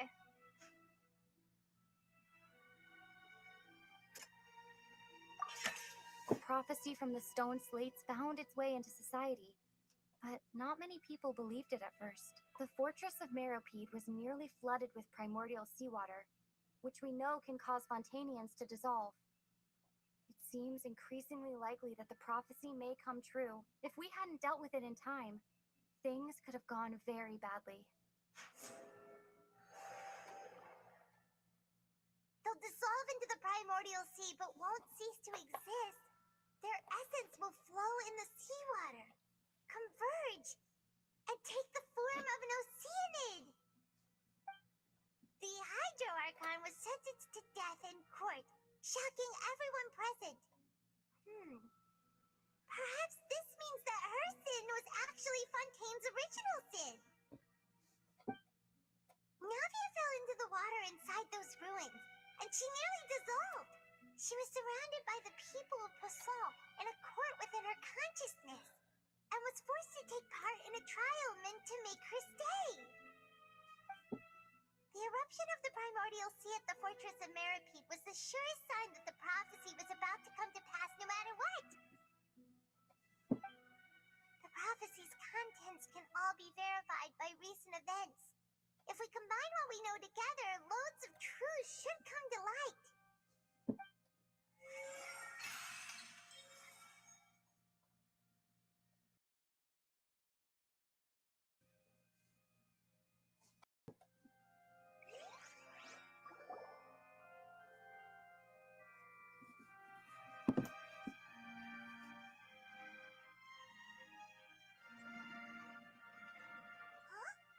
Oh, Paimon gets it now. So that's how you can make sense of it. But then it feels like we're going to have to share some truly shocking revelations. Let's hear them. The first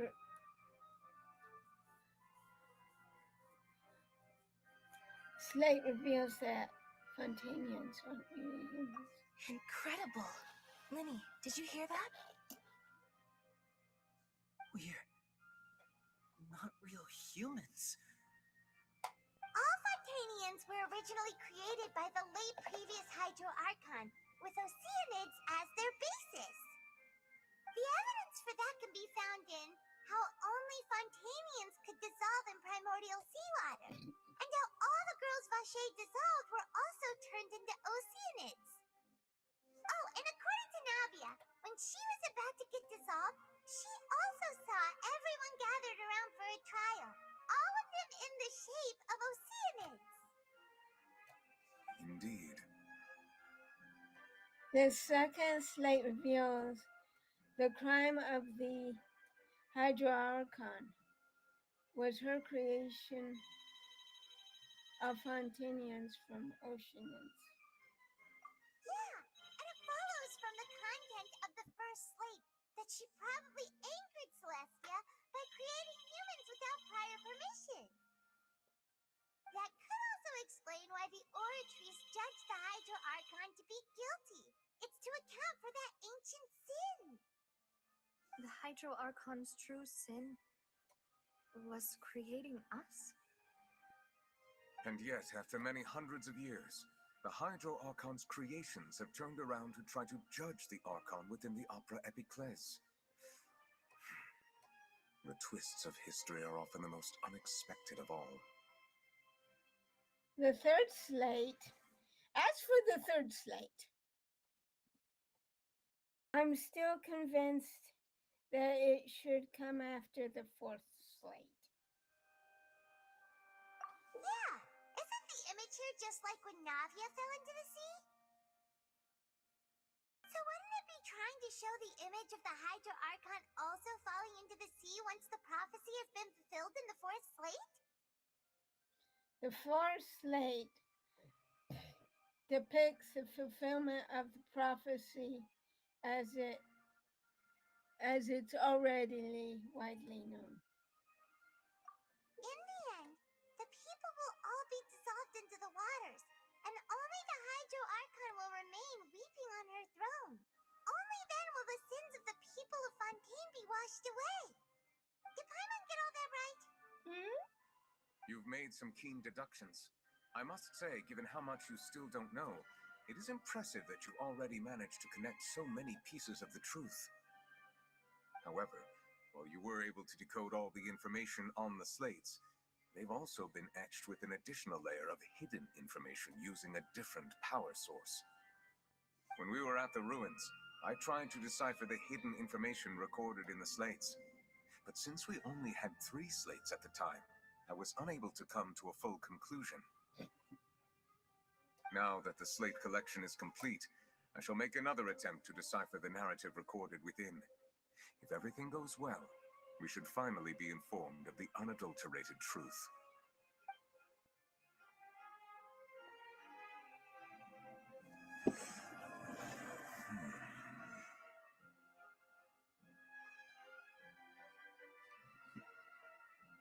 Well?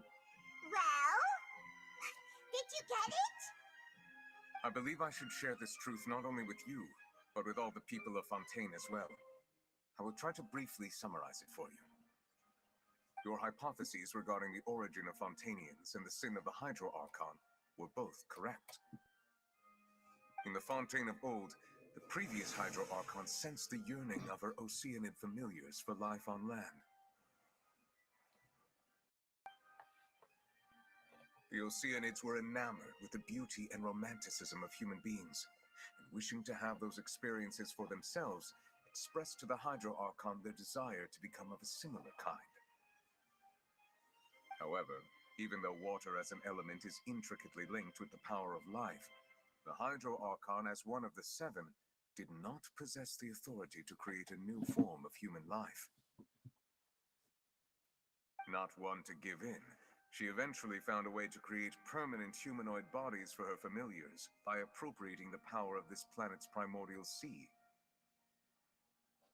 She poured primordial seawater into the Oceanid's blood vessels, creating humanoid mimics in the process. But if Fontanians were to ever come into direct contact with water from the primordial sea, the power within their bodies would escape these artificial restraints and return to the sea. As a result, their forms would collapse, and they would be reverted to their original forms as Oceanids. Of course, the Hydro Archon never received permission from the heavenly principles to create a new human race. And thus, the Hydro Archon and all of her creations came to shoulder the original sin of appropriating the power of the primordial sea.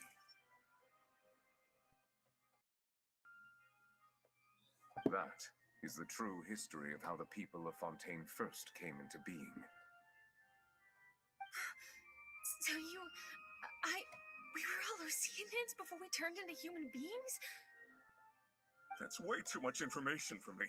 I think I'm just going to pretend that I never heard a single thing.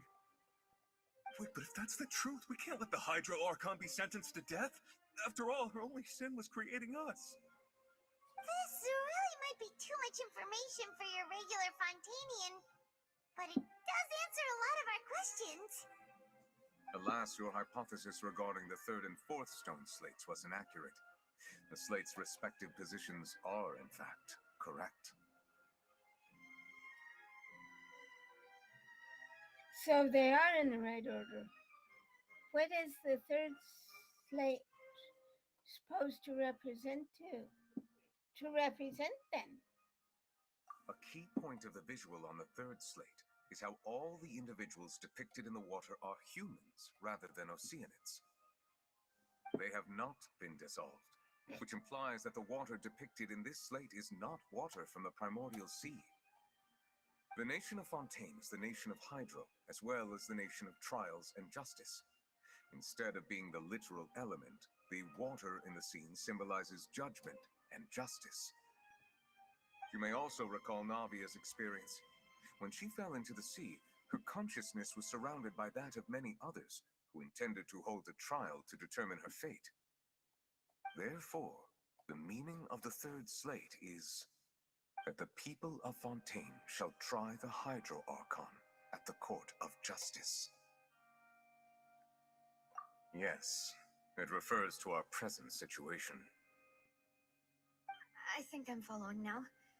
So, what you're saying is, even though we decided to put on this trial to avoid fulfilling the prophecy, in truth, everything we've done has happened exactly as the prophecy foretold.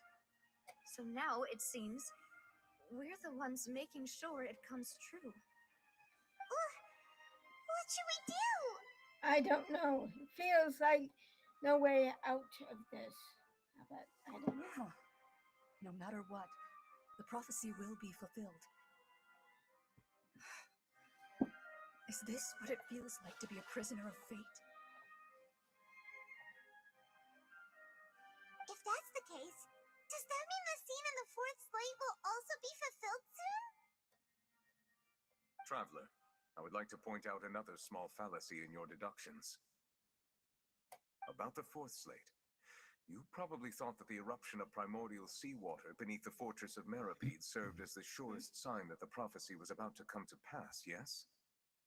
However, I believe that rather than being a sure sign, that eruption could in fact only be a small warning of of something far worse to come.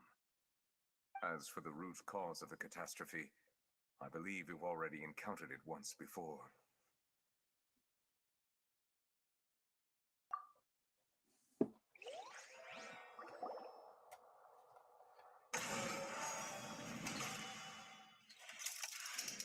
This eruption was just a small warning of the things to come.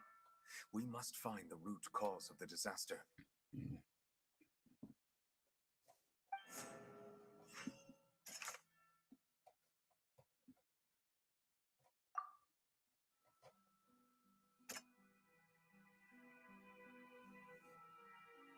That doesn't sound quite right. Let's think about this some more. That doesn't sound quite right. Let's think about this some more.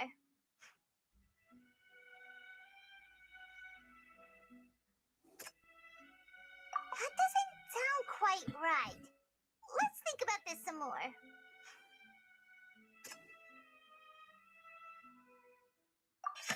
It was both dream and reality.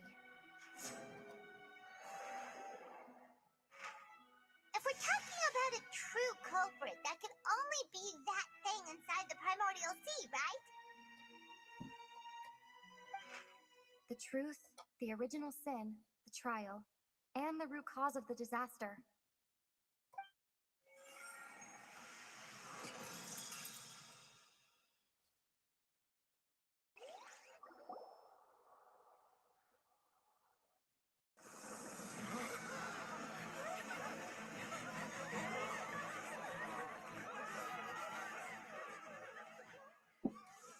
Okay, here it comes.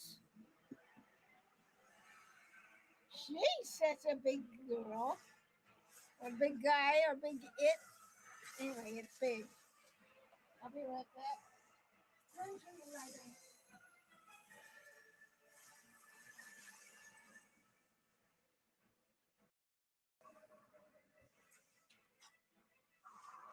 Okay.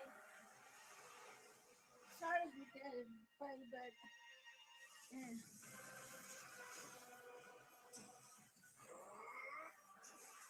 Oh, there he is! We found him. Hey, Nouvellette, we found him.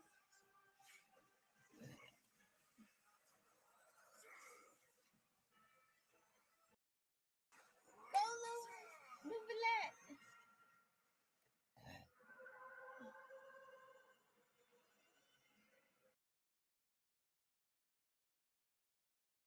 Oh.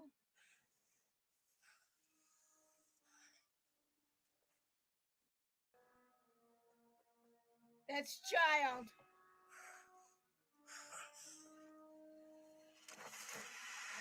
Oh.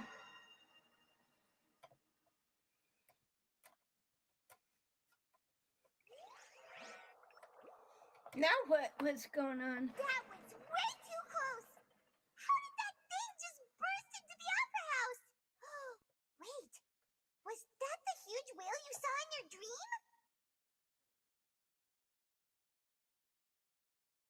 So we've met it at last. I understand very well why it has chosen to make an appearance here. That whale does not belong to Tevat. It is a monster that has traversed the stars, weeping all the while. It has been greedily consuming the energy from the planet's primordial sea, using it to grow. That is the main cause for the rising sea levels. Oh my god! And once it has finished consuming all of the energy contained within the sea, its next step will be... You said that when the Hydro Archon first created Fontanians out of Oceanids, she filled their blood vessels with primordial seawater. Precisely. That whale finds the blood of Fontanians nigh impossible to resist. Therefore, when it left the primordial sea, it decided to make its next stop a packed opera house full of food. Food in the form of Fontanians. We just barely managed to push it back, right? In that case, won't it come back to target the people again once it's managed to recover its strength? That is correct. Indeed, it is more accurate to say that we should thank that Harbinger for buying us some time. Without him, The whale would have likely come onto land far sooner. From the way he looked, he must have been fighting the creature for quite a long time. Huh? That battle maniac. We've always known that he had a special connection with that whale, but we definitely didn't expect it to help us out like this. Anyway, now that we know that this whale is the actual cause of the disaster recorded in the prophecy, all we need to do to stop the prophecy would be to find a way to beat it up, right? It is too late. Oh, what do you mean, huh? It had already absorbed too much of the primordial sea's energy before we could notice it. At this point, it has become practically integrated with the sea itself. Oh, shit. Even if the entirety of Tevat were to be destroyed, it could still survive and swim off towards some other world. That's not something I will accept. You'll have to. We've already done everything we can, and we even found the true culprit. We've come so far. You can't just tell me that the last hurdle is some impossible foe. That's just not fair. Indeed, that's not how a grand performance should end. I'll fight it to the end, no matter what. Whoa! Oh! Poor whale! What did he do?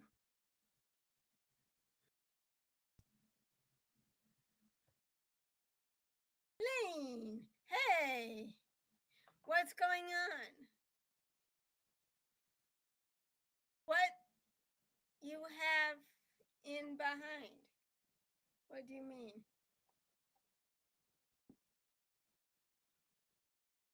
What do you mean?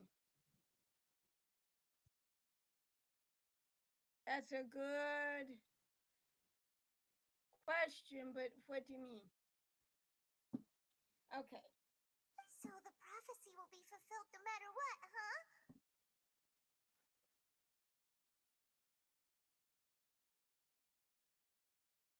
The prophecy. Yes, what has been prophesied will be fulfilled. You may view such things as the history of the future.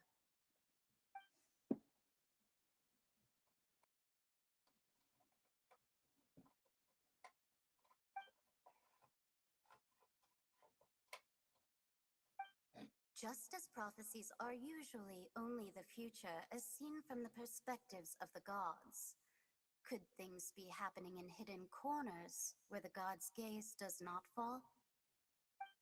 Ultimately, fate shall serve as your only guide, no matter what will happen in Tevat's future. All you need to do is to play your part.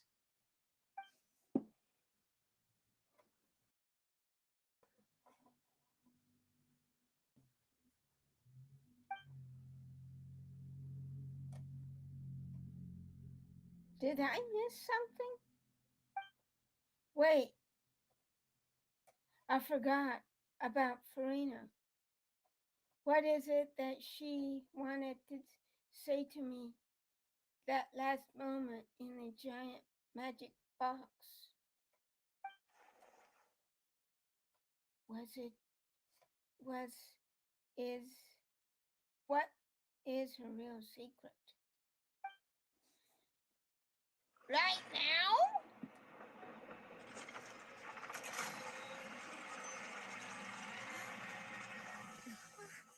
What's happening with the oratories? I believe it is preparing to carry out the death sentence.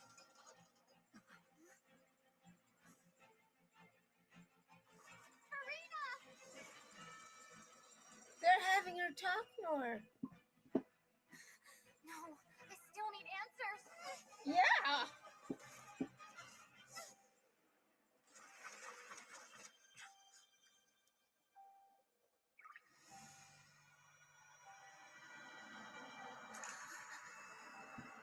Oh no. Oh no.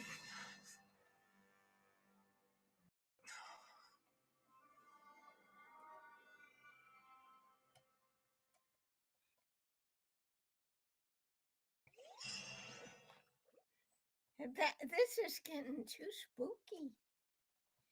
Don't tell me we'd have to fight that big giant whale thing.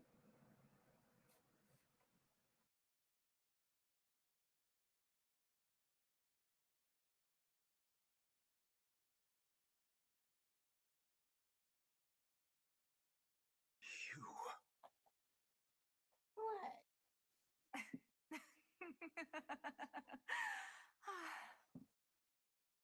Sorry. That shocked expression on your face is just too amusing. I couldn't help myself. You are not Farina. Who are you? Ah, the sweet sound of bewilderment. Marvelous.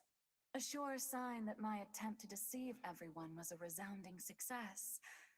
But to answer your question, I am Focalor. You know, the god. Focalor. Why did you deceive us? Oh, that wasn't my goal, of course. Goodness, no. But I had to fool everyone else too, if I was to stand any chance of deceiving the heavenly principles. Deceiving the heavenly principles? It's all because of that pernicious prophecy. Dreadful, wasn't it? Everyone doomed to dissolve. Fontaine condemned to be flooded. One was not amused. In fact, one was positively bemused when that problem was thrust upon me by my dearest predecessor. That's the former Hydro Archon Egeria for the uninitiated. It hardly gets more disastrous than a preordained national catastrophe, now does it? She knew full well that the prophecy would surely come to pass. And as one of the seven, she also knew full well that one defies the heavenly principles at one's peril. So yes, as you have no doubt surmised, it was a rather impossible situation that I found myself in. I spent a terribly long time mulling it over, alone on the ocean floor.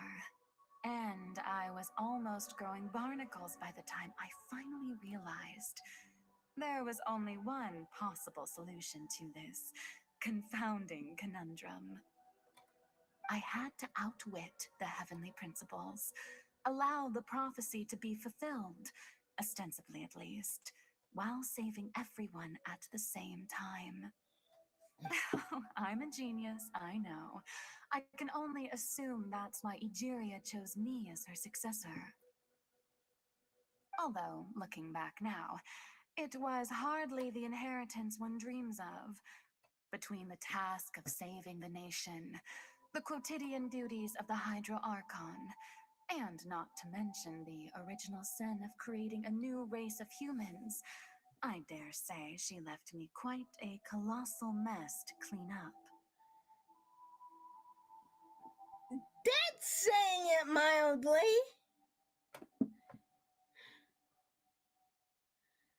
Yeah, I know I gotta go fix dinner. Let's. But one can only play the hand one is dealt. I did not choose this, any more than I chose to be one of her Oceanid familiars. So you were also once one of the Oceanids, transformed into a human by Egeria's hand. Yes, I was. I always dreamed of becoming human. And I still do, even now. In my eyes, to be human is to be part of the greatest opera ever known. After becoming a god, I separated my divinity from my body and spirit, leaving behind only a self that was as naive and bewildered as my past self on her first day as a human being. The me you see before you now is that divinity. And the human counterpart I left behind, I named Farina. She could feel joy, sorrow, and everything in between. She could be as vain and conceited, or as meek and vulnerable as she wished. Her strengths were of a kind only a human could possess, as were her shortcomings. But in my eyes, Farina's humanity was what made her perfect. She was perfectly human in every way. The person I always wanted to be. Anyway, so then I cursed her. All part of the plan, of course. The plan to deceive the heavenly principles. Oh, he doesn't look too happy. Do you still remember the final scene of the prophecy? The Hydra Archon alone, weeping on her throne. In order that the prophecy might appear fulfilled, I invited Farina to be an actress, to play the part of the Hydro Archon in the prophecy. Under the curse I placed on her, so long as I, Focalor's divinity, continued to exist, she could not die. But nor was she free to live her life in the pursuit of happiness. Instead, she was forced to take the stage in the opera house, to embrace the role of leading lady, to forever play the part of the god from the prophecy, all to create a deceitful appearance of that prophecy coming to pass. I suppose now you probably understand why your court is called the Opera Epiclese. But Farina is only human, isn't she? Even though she has had a long life, her mind is no stronger than that of any other ordinary human being. I cannot begin to fathom what she has had to endure. It must have been torture for her. It has indeed. And although she is, in a sense, me in human form, I most definitely owe her an apology for it. It's been 500 years. And all along, she's been playing her part in the most unimaginably long, unbearably lonely, and agonizingly painful opera of all time.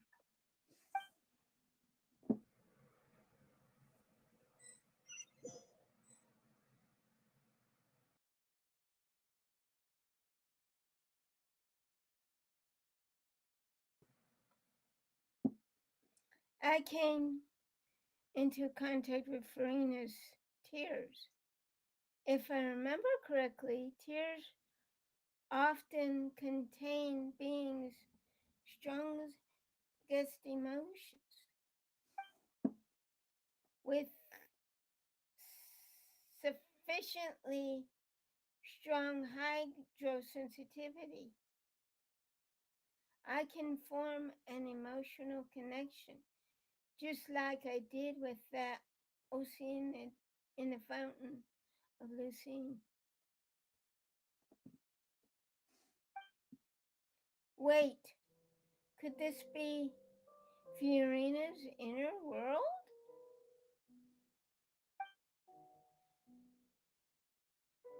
Fiorina? What is she doing on stage? Wait a moment. That probably isn't Fiorina. That's likely a reflection of her inner self. If I can directly speak to that self, I might be able to easily get what I want to know. I came here for answers. Either way, this opportunity is not to be missed. Let me try talking to her. Okay.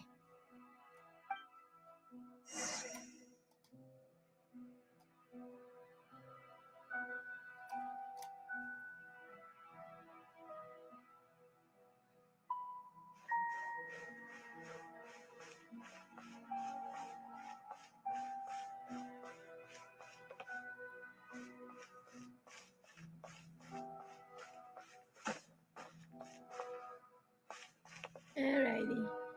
You have to jump on one of these. there, stupid.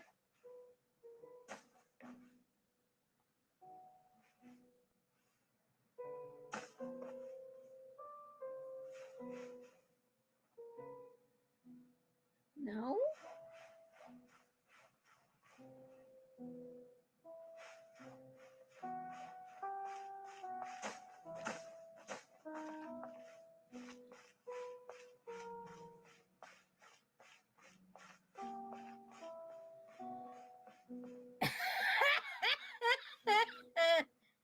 Just like always, right?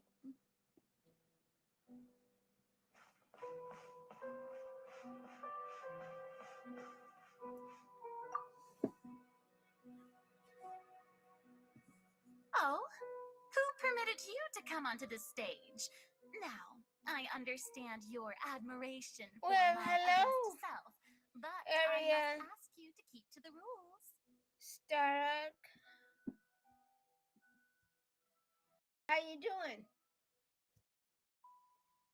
I'm about to end this for Saturday.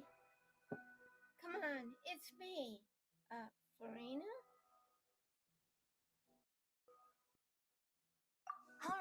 All right. It is not my intent to reprimand you. There is no need to state your name. Just be off with you. Do not distract me from my performance. I don't see an audience here. Oh, do not jest. Can you not feel it?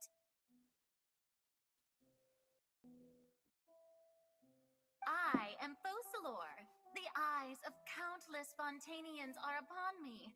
I must, at all times, display the utmost elegance and nobility. Something's off. There's no getting through to her. Even in her heart of hearts, she's still playing the role of the Hydro Archon.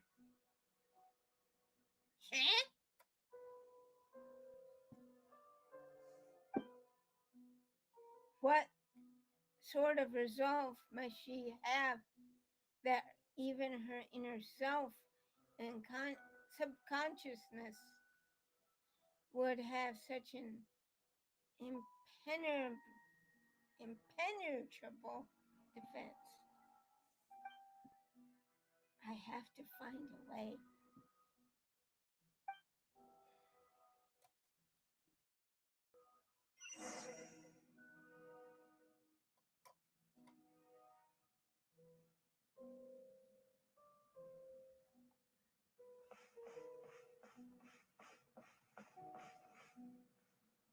Dear audience, the performance is experiencing a technical difficulty, but worry not.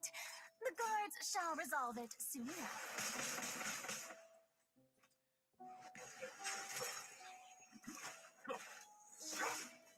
Over here.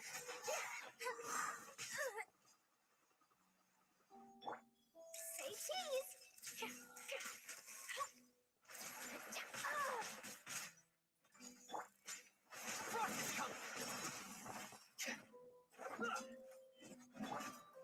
Surprise!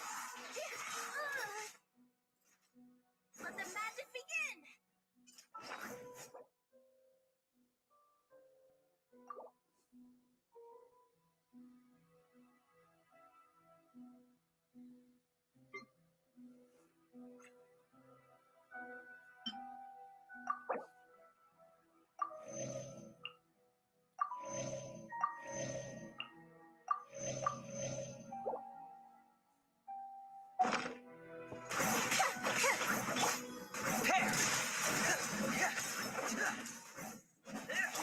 Silence! Let the mighty be humble.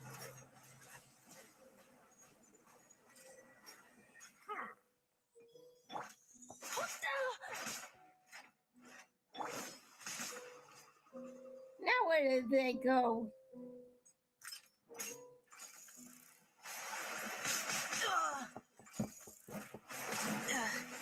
No home to return to.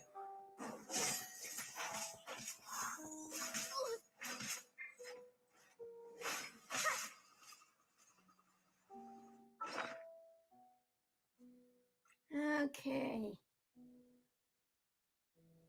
Mhm.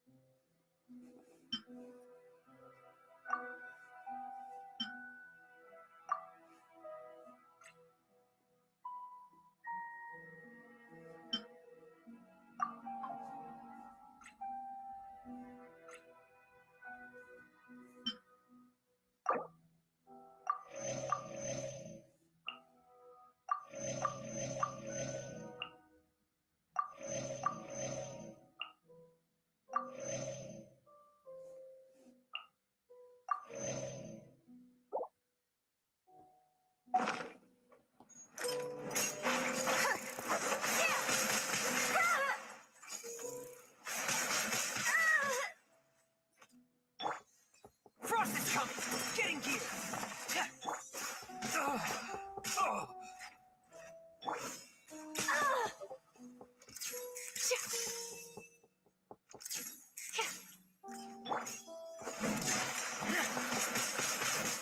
Pair! Oh no! Settle down. Shot!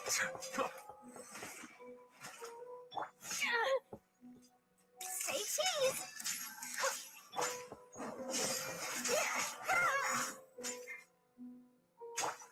Frost is coming!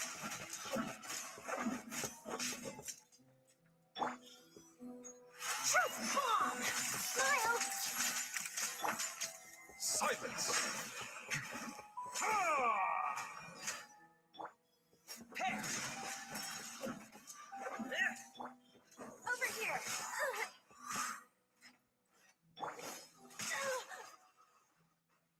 Now where you go?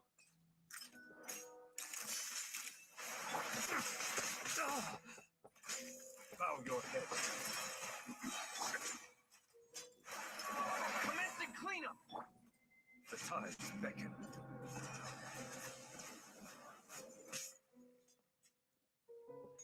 Settle down.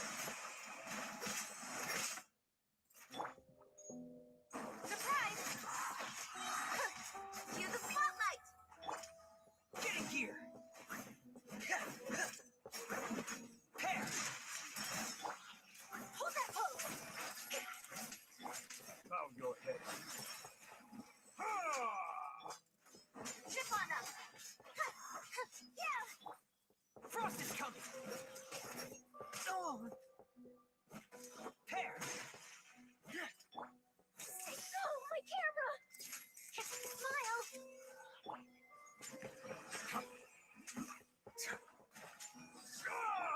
Over here! Didn't quite toss it. Get in gear!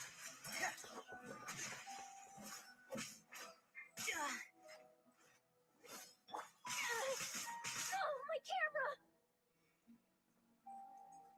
Hold that pose! Breaking news! Day's reckoning! Pair! Chip on up! Let the mighty be humble.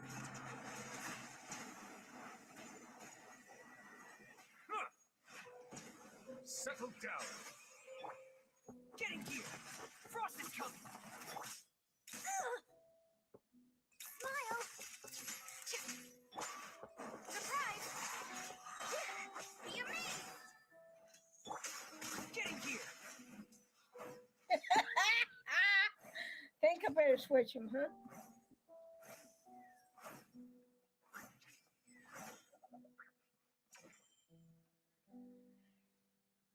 Okay.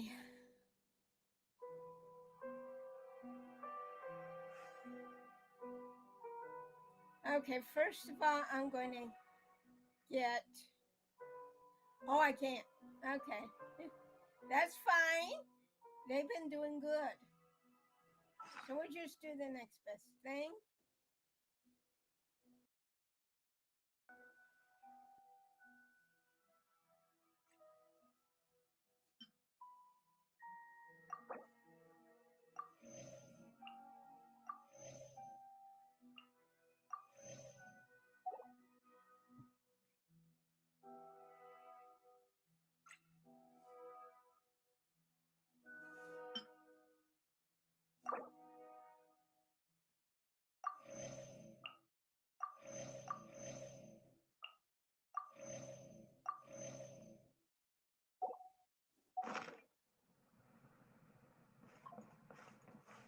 Hey, what gives? The audience is still watching me, you know. Guards? Wait, where are the guards? Guards! Oh, we're hating me. Well, we want to say that. Getting here. Going under. Silence. Say cheese.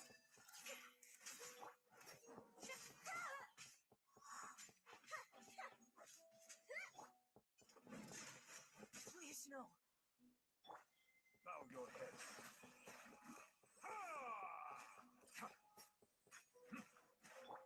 Hold that pose. He did. Over here.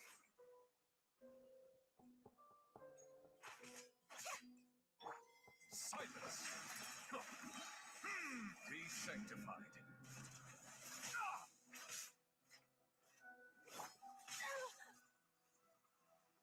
Now where'd he go? Where is he? Say cheese. So through matrix. Okay, hold on. Let's bring her back.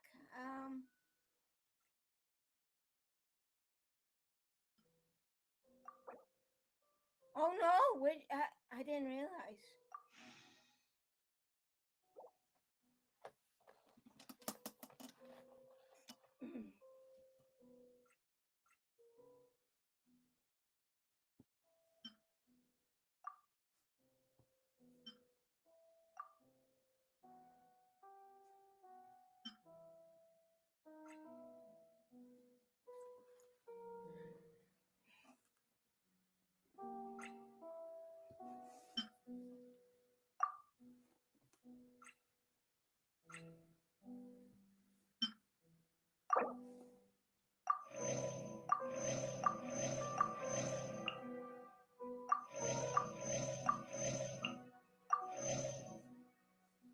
Okay, I think after this, no matter where we're at, we're gonna have to, we may have to play this out again. Oh.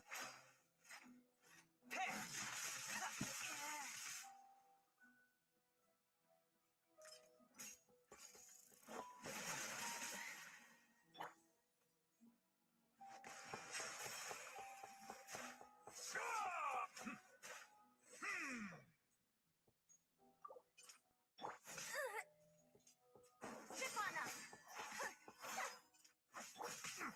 An oversight on my part.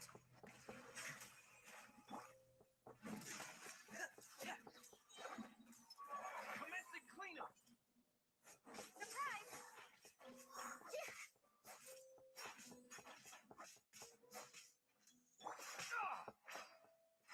Settle down. Over here. Yeah. Frost is coming.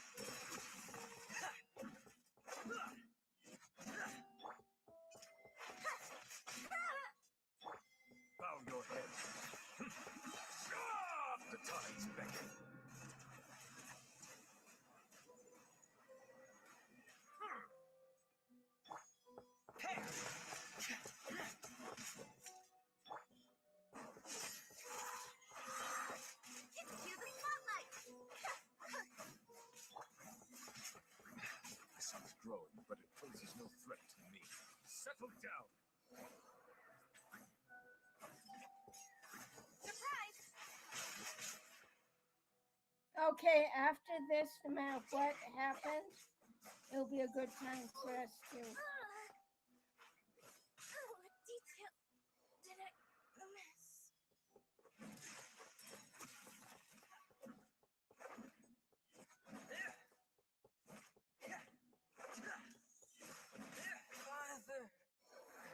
Okay.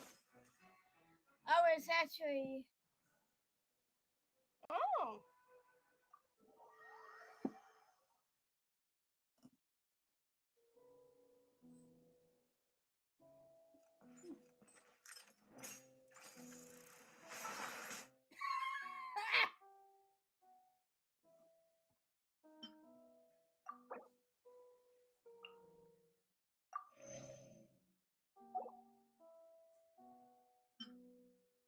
No.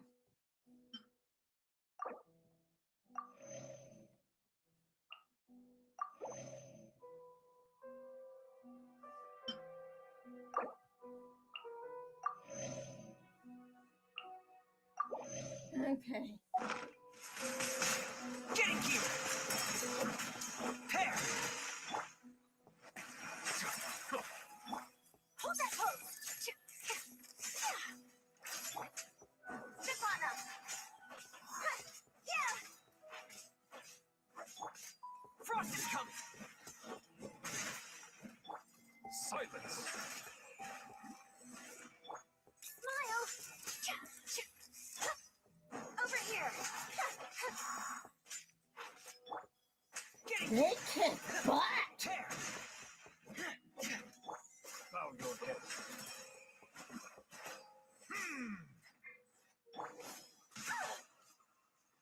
Where are you? Oh, there you are. Headline!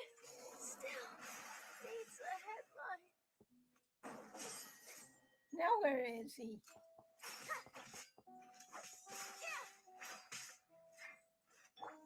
Please, no. Where are you? Frost is coming! Pair! Dead reckoning! Frost is coming! Settle down. Let the mighty be humble.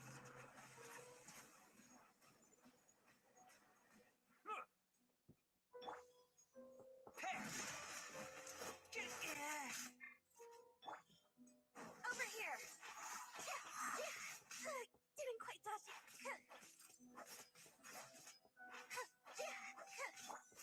Justice is blindsided.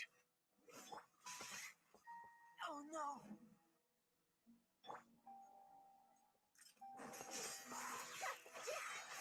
Let the magic begin! Bow your head.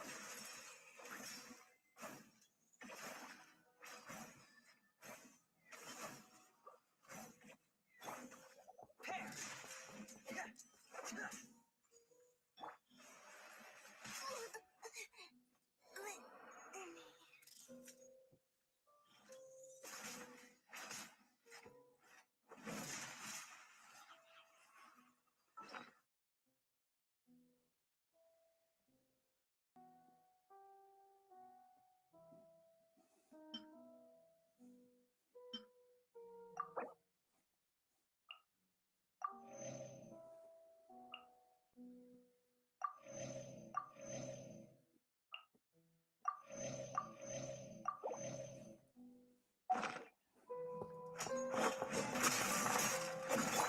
Silence! Say cheese! Frost is coming!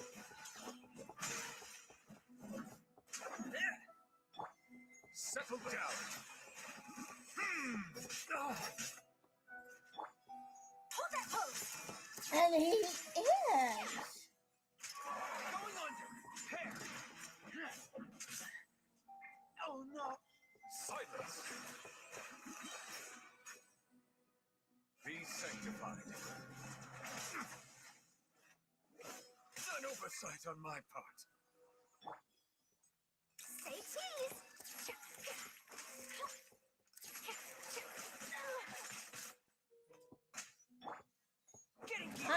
have to end this.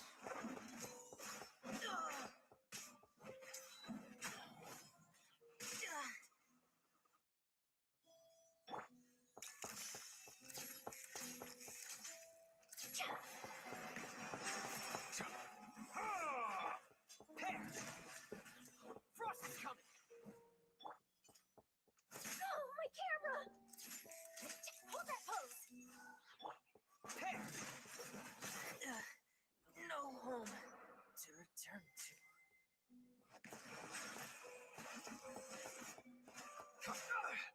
A silence fills the air.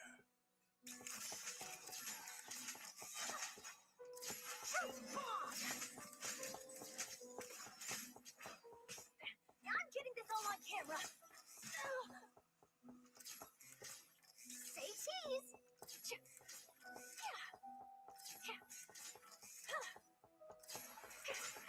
Take these photos to the Steambird. I'm gonna abandon the challenge so I can feed my dad and have some quick fix, and yeah. So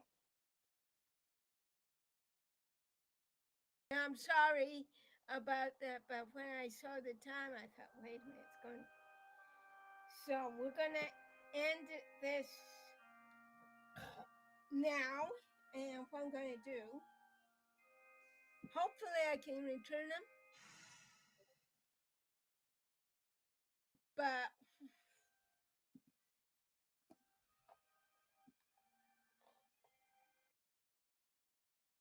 what I'm gonna do is switch them over.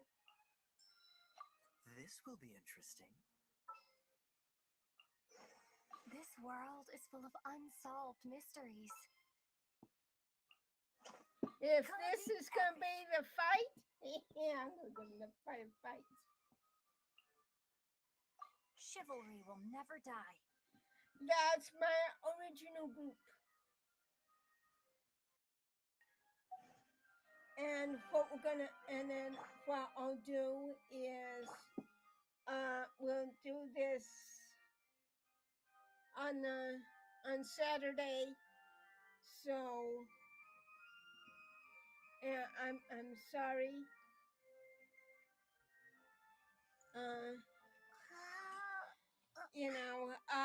But it is getting late. I hope you enjoyed what you did have. I was hoping to at least defeat her, but I may not be. Well, I know I won't be here tomorrow. And Friday we're going to go through the post tower challenge. I know I didn't win it, but hey, I think it was on the wrong time of year to do it. But anyway, we'll talk about it more, and then we'll go through the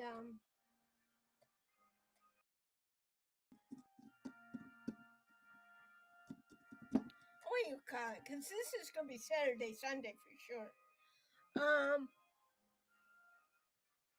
And then after I end this, I have to visit the facilities. But anyway, and Harry Potter Hogwarts with some